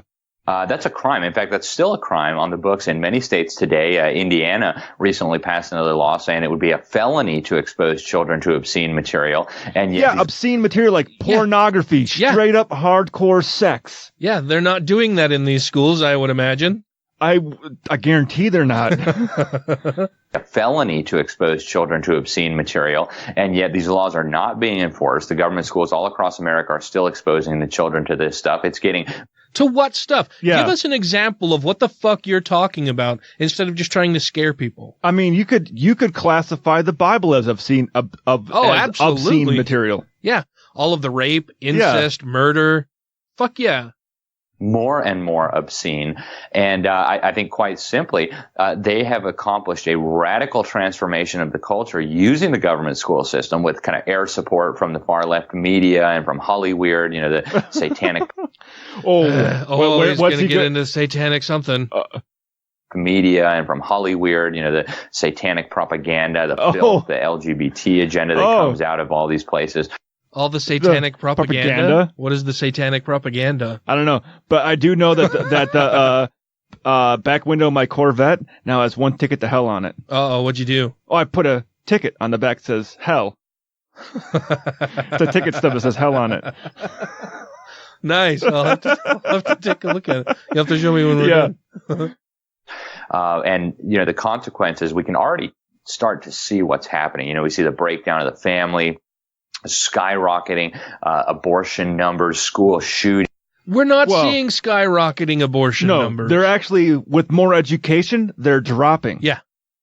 Yeah, anytime you try to restrict and then teach abstinence only, that's when abortion rates go up. And STDs go up in that case, too. Yeah, absolutely. Shootings, the collapse of our society, the collapse of our civilization. Where is our... In what manner or sense is our society collapsing? Oh, I know one place. Detroit. No, not Flint, Michigan. They don't have any drinking water. Yeah. The factories have all left. There's no government aid coming into that place. I mean, that's been going on for 6 years now? Yeah. And if he wants to say that's the work of Satan, then he would be blaming Republican officials. The Republican officials that have made this happen, they're all puppets of Satan. So maybe he should get back to us with an answer on that. Is Satan controlling the Republican Party? Erosion of our liberties. You see, women are no longer prepared to be wives and mothers. Whoa! Women are no longer prepared to be wives and mothers because that's all they're good for, apparently, in this guy's mind. That is extremely misogynistic. He's a fucking proud boy to the day he dies. Holy crap. young men are no longer prepared to be husbands and fathers. It is, an abomination. That's all men are good it's a for. tragedy of immense proportions. And honestly, I don't think our society is going to survive another generation or two of this if we don't get a grip on it. I think he needs to get a grip on. I honestly reality. wonder. I guarantee that Alex Newman's a fucking Proud Boy the way he's fucking talking right there. Yeah, I'm surprised he isn't wearing one of those stupid shirts with the gold fringe or whatever, the gold thread in it, and they're easy to spot with their stupid shirts. Usually they run around in a group of guys that just look like dipshits. Mm-hmm. Yeah. Yeah. Look like, talk like, act like a bunch of dipshits. Yeah. This is Dr. Hector Garcia, author of Alpha God and Sex, Power, and Partisanship, and you are listening to Godless Rebelution. Now, today's prayer and share was inspired by young Shelby. She confided in me in how she wants to improve her life. Oh, no. Not me. My friends. My life is actually great. I'm going back to school. Now, as we all know, the only true way to improve our lives is to pray to Jesus and ask for his help. Really? The only way? What about finding a ton of gold? Well, why don't we share some of the things we want to pray to Jesus for? Maddie, why don't you start? Yeah, I want Jesus to keep helping me stay clean and believe in me so I can build my business and provide a wonderful life for myself and my future wife and kids, of course. Amen. Amen. That was a good prayer, Maddie. For my prayer, I would like to ask Jesus to send me a man that I can cherish while he builds a lucrative business. Oh, and I want Jesus to help me keep my virginity. Oh, and after I get married, I'm gonna get real freaky and nasty, but not before, because that's the good Christian that I am. Amen. Amen. What? No, hold on. We're not amening that. Come on, she shouldn't be living her life for some man. She should get her GED and start her own lucrative business. Actually, Shelby, Jesus frowns upon judging others, so we don't comment on other people's shares. Young lady, it's your turn. Okay, I want Jesus to wrap up this nightmare so I can go get sick LED lights for under our car. That's pretty much it. I gotta piss. Amen. Amen. Hey everybody, this is Dan. Just recording this little bit to give you a bit of an intro into the next piece that you'll be hearing. This is the bit of audio that I recorded with Matt on the Sunday before I went to Mexico when Ryan wasn't available. We mentioned it earlier in the show. I just wanted to drop this in here so that you knew what was going on because it might be a little confusing. What I'm going to include next is the show opener that we did, and it will be a little confusing because we introduce it as episode 263. Which, of course, it would have been had I taken the audio with me to Mexico and then edited it and posted it, but unfortunately I forgot to take it with me to Mexico, so here in my home it sat until now, when you'll be able to hear it. Anyway, it's the show opener that I recorded with Matt. Following this, there will be the first segment that Matt and I recorded as well. I'll place an interstitial piece between the two so that you kind of have a little bit of the same flow that we usually have during the show, but I didn't want to just leave these languishing here without anybody being able to hear them and completely wasting Matt's time when he drove all the way to my house a couple Sundays ago. So with that, I will get it going, and please accept my humblest of apologies for taking so long to get this show out to you all.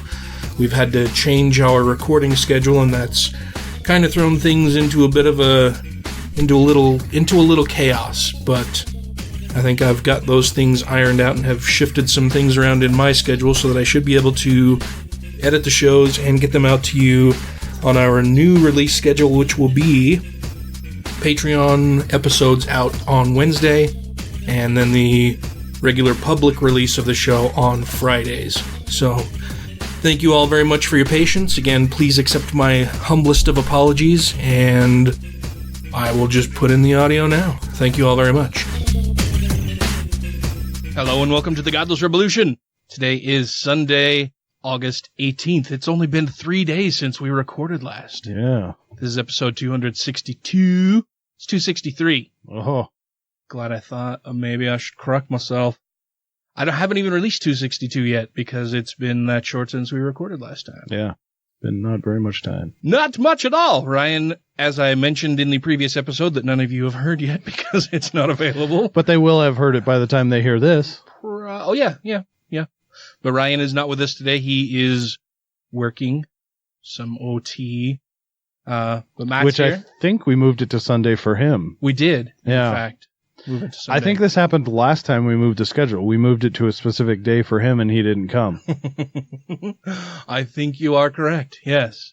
It's usually like the first one because it's one of those weird things. Like I think I saw on the calendar he was going to be working. No excuses. Just Friday or just Saturday, and then had more time off, and then he said he traded somebody. Anyway, his schedule is fucky, and so we have to switch around recording days every couple months. So now we'll be recording on Sunday afternoons for a bit. Which seems nice. It should be. Traffic is so much better. Oh, I'm sure, yeah. Yeah. Usually I drive up here during rush hour, so I plan for an hour and a half. But today it took me about 40 minutes. Nice. Very nice. Oh, super good. Is there not a whole lot of traffic in Utah County on Sunday? No. Just everybody in suits and dresses. Yeah. Going to their mom's ward. So they got to take the freeway to go to their home they grew up in. Gonna go see mom and dad on the weekend, go to their church. Be nice to see the old neighbors. Yeah. What's new with you, man? Well, not a whole hell of a lot. Back to the studio. Okay. The only thing new with me is that I played in the club championship Friday and Saturday and did not play very well. Friday, I shot a 90, it's either 97 or 98. You shot at 97? Yeah, it was not very good. And I was hoping to play better on Saturday. I was, in fact, playing better Isn't that pretty on Saturday initially. Well, I think for people that don't golf a whole lot, it's good. I mean, but you golf a whole lot. Well, once a week at least. Not a whole lot, but that's a whole lot to me. Yeah, I was gonna say for a lot of people that is a whole lot. There's other people that are out there all day, every day, though, I guess. Yeah, and guys that'll play 4, 5, 6 days a week, but and they write books on how to break 100. So it's not a terrible score by, in comparison to people who just golf very infrequently. But for somebody who's in a men's league at a nice golf course, it's not that great. I did not play very well at all. And because I played so poorly Friday, I had to play super early Saturday because they take the people with the worst scores and then rank them as far as starting order because they know that competition is going to boil down to the people who had the best scores, and so they want to make sure that by the time those people with the best scores the first day finish, they've pretty much got all the results in and they'll know who the winner is, so that if the person who had a great score on Friday also plays great on Saturday, by the time they finish, they can know who is actually placed and who gets monetary awards and trophies and all that kind of shit. So, yeah, I had to play at 7:03 yesterday, and that's early on a Saturday. Yeah, especially when I got to travel to Layton to play, which traveling and walking around. That's hard for Americans. Which is nearly on a weekend in the morning. Well, it's nearly an hour away, depending on traffic. So yeah, had to get up super early yesterday morning and travel up there, and just did not play very well. Like I said, I think I was playing better Saturday than Friday, but I had a few blow up holes where you make a bad mistake or you make a mistake and then it just turns into another mistake and another one. Cascading failures all over the course Saturday. Most of the holes I played better than I did on Friday, but I think there were 4 holes that I shot triple bogey or worse, which is not good. And so then I just kind of tanked and didn't play very well, didn't place well. I didn't win any, I didn't get any winnings at all. I didn't even get any skins. So disappointing turnout for me over the weekend for the club championship. I made a joke with the guy. Well, and apparently, so we were the third group out on Saturday. That's how bad I had played Friday. And we were supposed to have a foursome, but 2 of the guys that were supposed to play with us on Saturday, they Ryan'd you. They figured their scores were bad enough on Friday. They just didn't even show up on Saturday. So it was just me and one other guy in our, what was supposed to be foursome, and we ended up being a twosome.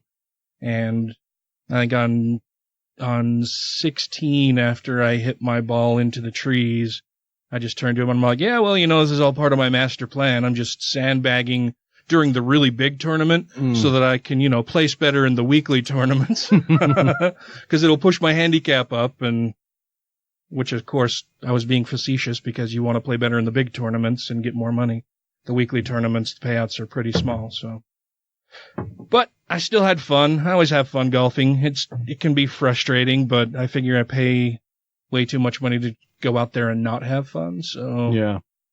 It just turned into me drinking more beer than I probably should have. Right. If I wanted to play well. But by the time I decided to really turn the beers on, I was already past, over my handicap, so. Not a good showing. We have some things to talk about today. A few things. Admittedly, not that much because it's been such a quick turnaround. Yeah. Yeah, we have some listener feedback that we can talk about. Oh, boy. Or, I don't even know if a few items of feedback that we got, I don't even know that they listen to the show. Yeah. Yeah. And it's not somebody who writes particularly often either. So they don't listen or write. Which is strange for one of the titles that they're claiming in their postings and comments and email, but we'll get to that. It should be fun. But we'll do that when we get back from this short break. Hi, this is Regina Tippett. I'm a licensed professional counselor. You can find me at Secular Therapy Project or rctcounseling.com. And you're listening to The Godless Rebelution. Erica, it's your turn. Amen. I don't know. I guess I like getting high, but I don't need Jesus for that, so amen. Amen. Dude, come on. There's got to be something you want to ask for. Don't you want to, get out of the mobile home, stop stealing to survive, stop cutting your own hair? I'm pretty content with the way my life is right now, but I'll take a haircut from Jesus if he's going to give it to me for free. Well, no, you got to work for it. God helps those who help themselves. Well, that's actually not in the Bible. Pastor Zach, please, I am trying to help Erica go back to school and get her life on track. Maddie, can you please help me? I mean, yeah, Erica, I am definitely worried about you. Me too. I know you think you're content, but do you know when we were kids, I used to think I was content with gummy worms and Kool-Aid for breakfast.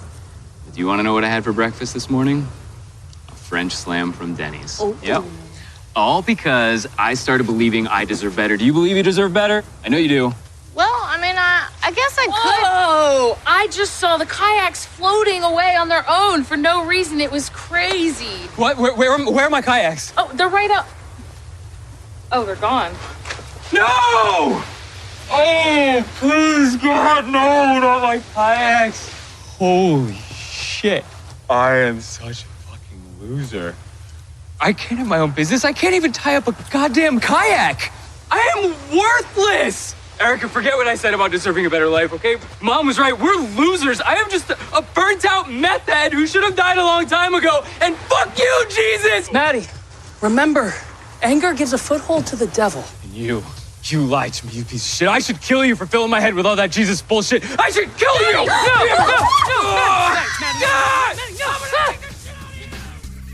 Thank you to everybody who has rated the show on iTunes and Stitcher and are following us on YouTube, Twitter, and Facebook. And to all our Patreon patrons, you make the show possible. So I figured we'd start out this evening with some listener feedback that we've received. We got quite a bit, and comments and stuff elsewhere, and comments on comments that we received elsewhere that I thought were kind of fun. The first bit of feedback that we got is from Freethinker215. He says, "Hey guys, thanks for the most recent shout out on episode 261. I enjoy hearing the different kinds of stories your guests have growing up with religion. This was our episode with Nico Gonzalez, who's the content provider for Conversations with God." Does that make sense, everybody? Does that make sense, Matt? Does it? It reminds me that there's someone out there whose childhood indoctrination was worse than mine. Excellent outro song selection. I can't remember which. Oh, I think I'll put XTC's Dear God on that one. So thank you very much, Freethinker. Glad you like that. So the next little bit is also some feedback that we received, but I think it's pretty clearly not from somebody who's a listener of the show. I think they were stumbling around YouTube and ran into our video Lucian Greaves delivering a talk at Utah State University a couple of years ago, year and a half maybe. And so they sent us an email initially at our Godless Rebelution email address. And it's from somebody named Scott Menard. It says, "You are acting as agents for Satan." Which is kind of a rude way to refer to the two skeptical chaps. It says, "This is not an attempt to criticize. I am simply asking that you and friends find someone to baptize you in the name of God, of the Son," and then in parentheses it says Jesus, "and of the Holy Spirits." You Holy Spirit, like gin. Isn't gin kind of like a Holy Spirit? Sure, it's a bit piney. So it smells a little like Christmassy, or tastes a little Christmassy maybe. "You must know that Satan will lose in the end, and only through Jesus can you be saved." I'm wondering what we would be saved from, though. And why wouldn't Satan lose in the beginning? Why does it take till the end? Yeah, why does God allow Satan to run amok for so long? And what is going to usher in Satan coming along and finally being vanquished? Also, Jesus and Satan not capitalized. Yeah, which I thought was a little weird. Except Holly is capitalized. Holly is capitalized, yeah. Spirit's not. "Your glorification of all things satanic must be stopped." Which sounds a little threatening. Like it's not that you should stop or right. What you're doing should stop. It's something else should stop you. Yeah, from it that. must be stopped. Right. So who's going to do that? And why isn't your God doing it if he's so upset about it? Yeah. "God has extended his grace to you. Please take it." No, thank you. Has he? I spent years and years and years in religion trying to feel what everyone was talking about that grace, and never did. Were you a believer? Were you like a true believer? Like, did you believe in a God and the Mormon I stuff did. and all that? Yeah. Yeah. I mean, I was in the sense that I believed that I think that they would say that I wasn't, of course, because no true Scotsman is the friendliest of fallacies to religious people. But in the sense that, like, there was a lot of stuff that didn't make sense to me about the Joseph Smith story specifically, and a few things about the Jesus story. And timelines, as I've mentioned a few times, never made sense to me. But for the most part, I believed that there was a God and that he would know all of the stuff that I would need, like Matt Dillahunty says all the time. Mm-hmm. But none of that ever came. So, at least in a form that I recognized, which is kind of crucial if you really want somebody to come to know you or whatever it is, right? Mm-hmm. So yeah, if you want to have a relationship with somebody. this guy's just making an assertion about our experiences that he knows nothing about. Mm-hmm. Please take it. God has extended his grace to you. Please take it. Where is it? How does it look? What does it feel like? I've tried. Yeah, it's the assumptions that Christians make about atheists, right? Like, yeah, you haven't done the stuff that I've done, obviously. Yeah, that's why you're an atheist. Yeah, and why would God make it more difficult for some people versus others? Unless stronger he's just spirits, a fucking Dan. dick, man. Yeah.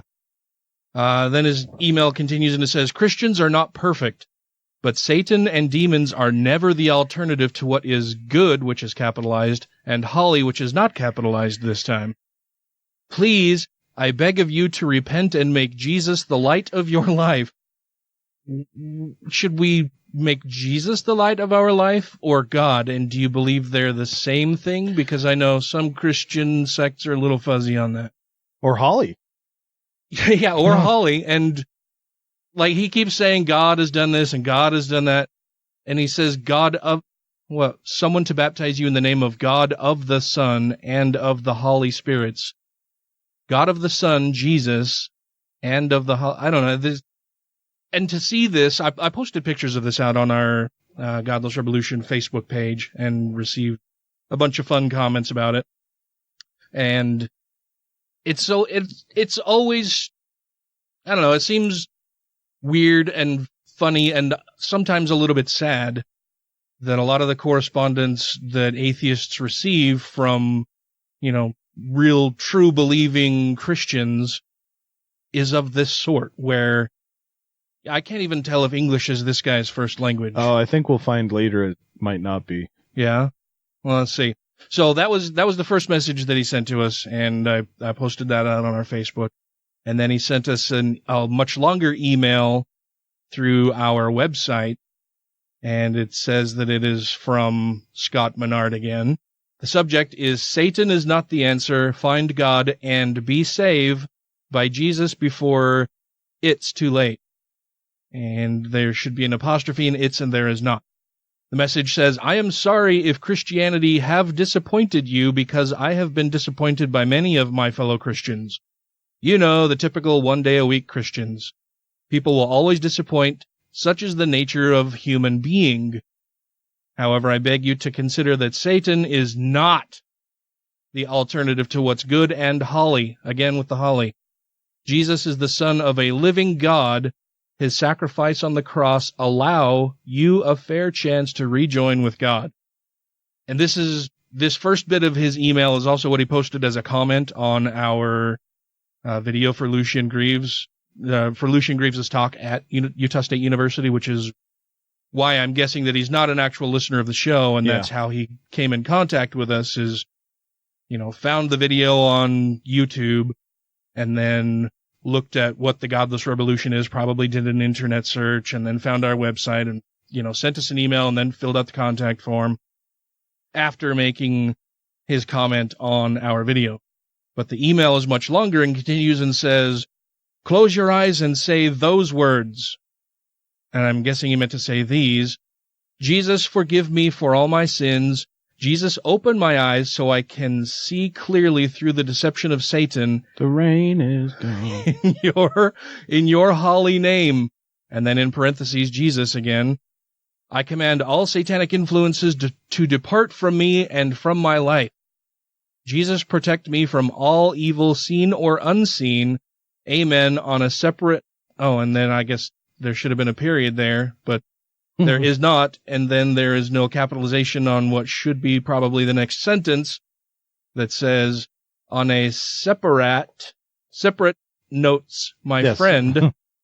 On a separate notes, my friend. Oh, yeah, so I was born and raised in Haiti. I have seen vividly what satanic demons can do to people when summoned. Satan and his demons are a lot more that just fancy speech, I'm guessing I meant to say, than just fancy speech and applause. They are interested in taking your soul away from God. Growing up in Haiti, I have seen satanic demons run with fear when the name of Jesus is called upon.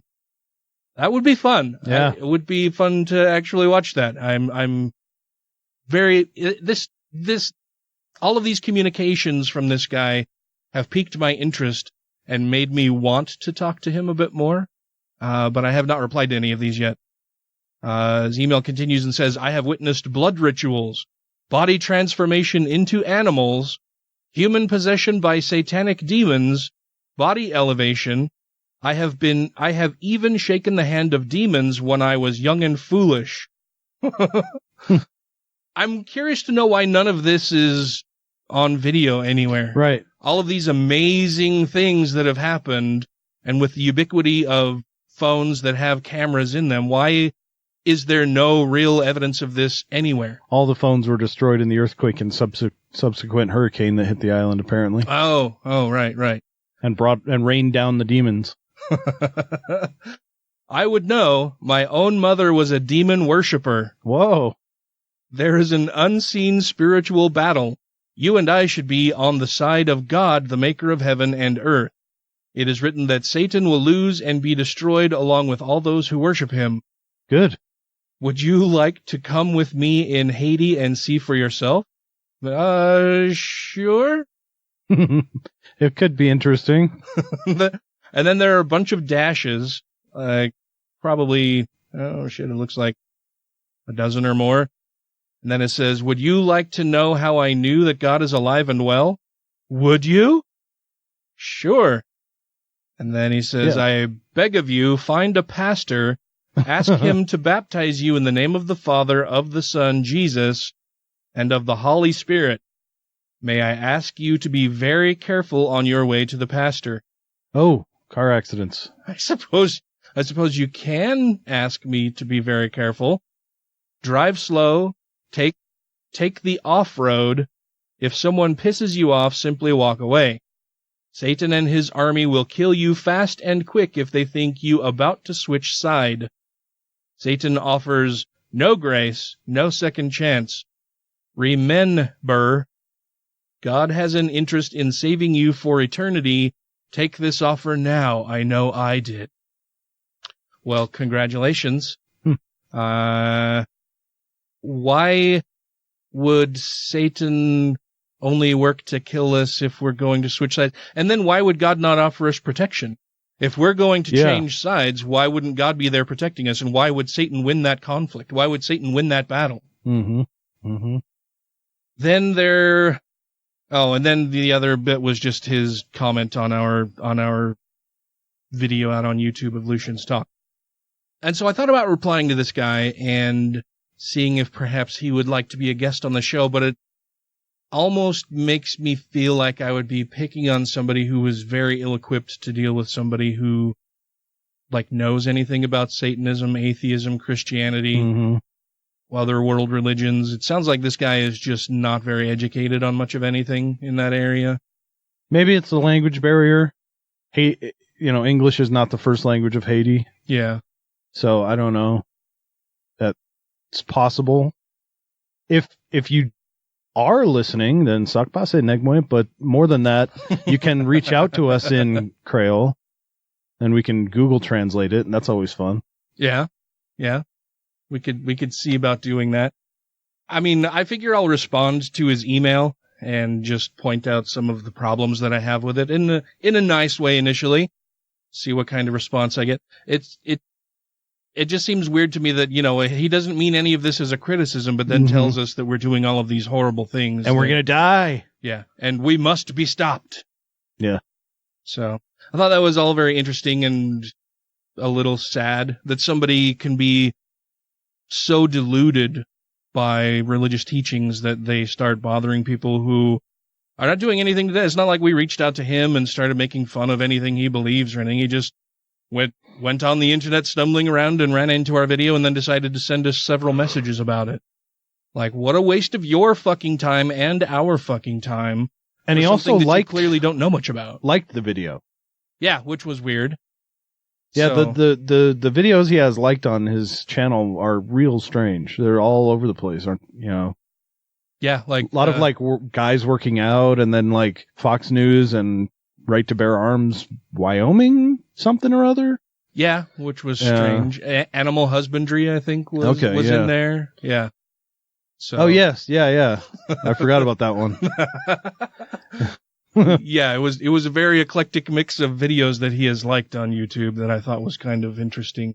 So I will definitely be responding to him. I'll let you know if we hear anything else from Dr. Scott Menard. Yeah, I don't think you mentioned that part. Oh yeah. Yeah, his email that he sent in, or no, actually it's his the comment on the YouTube video. Right, yeah, his YouTube persona says that he is Dr. Scott Menard. Doctor of what? I have no idea. I can't imagine that it's in any of the hard sciences. Voodoo. Or could be. Voodoo doctor, maybe. He's from Haiti. Witch doctor. Could be. That doctor. Never can tell. But yeah, I will be responding to him, and we'll let you all know if I receive a follow-up response from him. I just thought that was a little interesting. And then we also received an email from Mercy Faye, just telling us to keep up the good work. So thank you very much, Mercy. Glad you're enjoying the show. And thank you very much, Faye. Yeah. And thank you for sending us in messages. If you would like to contact us, you can do so by you can send us an email at godlessrebelution@gmail.com. You can Twitter us. You can tweet at us on the Twitters. I don't do the Twitter thing a whole lot. But you can find us on Twitter at TGR Podcast. You can contact us on Facebook at facebook.com/GodlessRebelution. There's tons and tons of ways to contact us. You can find all of them on our website, also at GodlessRebelution.com.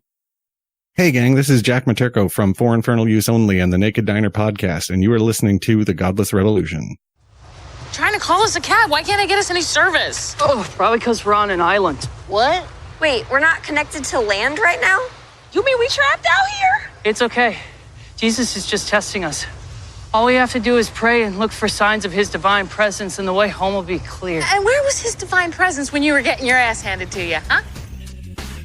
If you have questions, comments, concerns, compliments, corrections, criticisms, or concepts for content, contact the show via email at godlessrebelution@gmail.com, by text or voicemail at 330-81-REBEL, or Twitter the twatter at TGR Podcast. Thank you! All right, our last story this evening will be not the good news we were hoping to find somewhere. I told him, said, hey, Dan, find some good news. Let's find some good sciencey news. Then we stumbled upon Jessie Combs, who fucking died in a car wreck, her trying to break her own land speed record. And then we found more bad news. I even typed it into Huffington Post, and it comes up with a mass shooting. And I'm like, there's no good news in this country. That's not good news. No. It's not good. It's bad. It's very bad. All the shootings. The latest one in Texas, I posted a link to it, and it's just like I don't know what to say about it anymore. It just, we could talk about all of the Christians who say horrible shit after a shooting, that they try to blame atheists and homosexuals and godlessness and the secularization of America and blah blah blah blah. None of that makes any fucking sense at all, because that all occurs everywhere. They blame it on video games, violent movies, comic books, Dungeons and Dragons, anything except the fucking guns that are used. It's everything else. Mm-hmm. Well, I remember when Columbine happened. Mm-hmm. I was in high school, and I was like shocked, like, holy shit, like what happened? Now when there's a mass shooting at a school or a mall or shopping center, I'm just going, yep, that's kind of what happens. Welcome to America. Yeah. This is America now. We have shootings.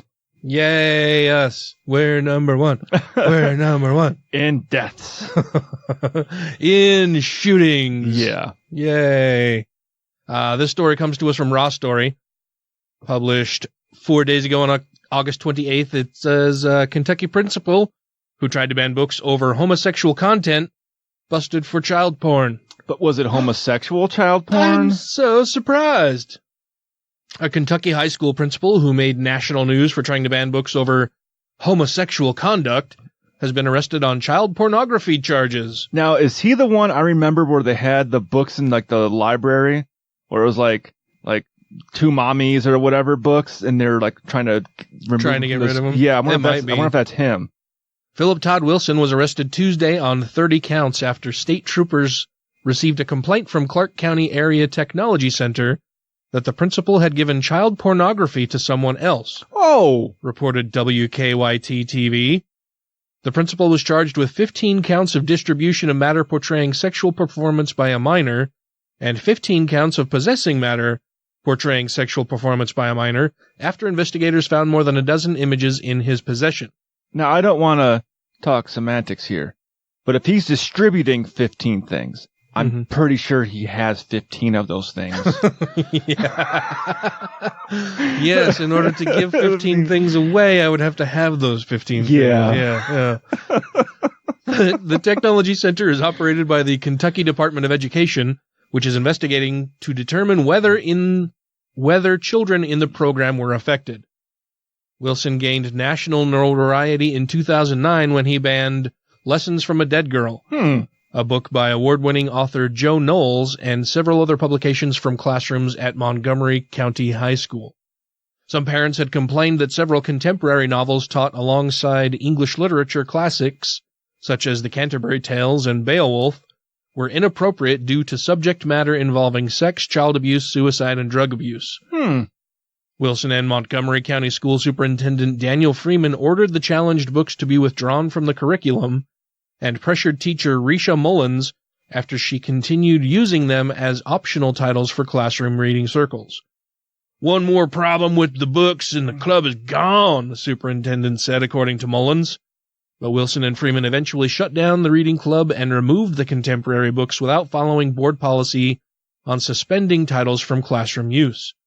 Wilson remains held on $25,000 cash bond, and Clark County Public Schools released a statement saying officials were shocked and dismayed by the allegations. Yeah, that seems to be the case. You're always shocked by the person that has child porn. Oh, yeah. Oh, I never saw that coming. He was a good Christian man. Well, they see the Christian part and forget everything else that this person could have ever done wrong. That's it. He's a Christian. He's on my team. Clearly, he's a good person. That's all that matters these days. Yeah, and that something similar happened not to the guy I work with, but one of his family members recently. Oh, yeah?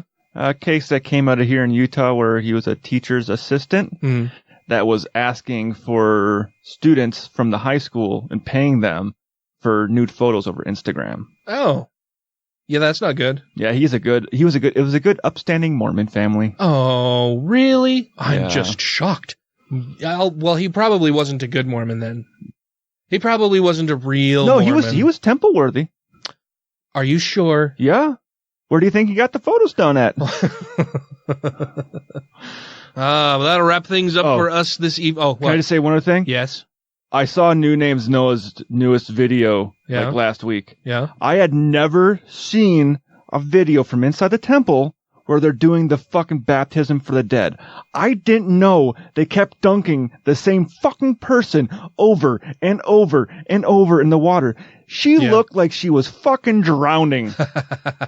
That is child abuse. We're gonna be kind of waterboarding you in the name of Jesus. I assume they just stood around that fucking kettle with the cows and shit and just read the names and stuff. No, you gotta be dunked. I didn't realize they would keep dunking. I was like she was coming out of the water like, and then by the time she caught her breath, it was time to dunk again. I was like, holy shit. Well, it's weird to me. That's abuse. Okay, so these are all dead people, right? Yeah. Who don't have a corporeal body here on Earth anymore. And so are they saying that, she's being temporarily possessed by these other people? No, that would be demonic. And then they're getting dunked? Or, why would a spirit have to be dunked in the first place? There's nothing to dunk, right? There's no spirit there to dunk, so why the fuck are you going through all the motions of doing that? I never thought they went through the motions until I saw the video. I was like, holy fuck, I didn't know they actually dunked the person over and over and over again. They sign up for several different names. I can't remember exactly how many they'll do in a row per person, but it looked like a lot. Yeah. Yeah, it's a bunch of different people that each person who steps into the baptismal font will be baptized in the name of this person. And it's just a really weird ritual and practice to me because it never made sense to me when I was religious even. I want our buddy, what are they dunking? There's nobody there. Yeah, but I want our buddy New Name Noah to go get rebaptized for Hitler. The LDS Church has baptized Hitler several times. And Anne Frank several times. So you went and you baptized Hitler and Anne Frank? You better not have done the same fucking day. Yeah, a whole bunch of religious whack bullshit I just have never understood. Never. Even when I was religious, it didn't make any sense to me. But that'll wrap things up for us this evening. Before we go, I want to make sure that we thank our Patreon supporters because they're such wonderful people. They are the sponsors of the show. We love you all. You're super cool. Sorry that I didn't get anything out for you guys last week because I was on vacation and forgot to take shit with me. But our Patreon subscribers are Alan Firth, New Mania, Christy Kalbuck, Gaytheist, Stephen Andrus, Let Them Eat Kofefi, Two Skeptical Chaps, Vanessa, Don't Be a Richard, okay, Utah Outcast, Janet Uter, Wesley Aaron, Andrew Vodopich, Jeremy Goodson, Brandy Hamrick. We hope you're doing much better, Brandy. We hope you get well soon. Megan Kennedy, The Foz, Jesse Pointner, Bobby Digital, who is a new Patreon subscriber. Thanks, you, Bobby Digital. Savita Kuna, Taylor Grin, Purple Dragon, Captain Samples, and Freethinker 215, and Reverend Lovejoy support recovering from religion. Yay! Thank you all very, very much. And you out there in the listening audience, you should be thanking these people for saving you from ads for cooking services and beds that come in a box and underwear and socks and all kinds of stuff. Doors for your home. I'll be getting my new doors installed next week. I think they'll be done by the time we record next week, so that'll be nice. Looking forward to that. But that's it for us, everybody. Okay. And so until next week, if there were a way to crucify hurricanes, we should do that, but they just keep coming back anyway like Jesus. And if you leave a review, it will cure cancer. Oh. And rate the show 5 times a day toward the East Coast, and maybe we can pray that We can pray that or do a secular ceremony thing to get that hurricane just away from the coast. It just needs to go away in not Jesus' name. Just don't do a secular baby burning. This ain't that kind of prayer. Thanks, everybody. Bye. Now, you said you saw iguanas and shit. Yeah. Monkeys. Didn't see any monkeys. Ah, I've always wanted to go to those places where they have like just the monkeys are like just fucking wreaking havoc on the streets, fucking stealing from people.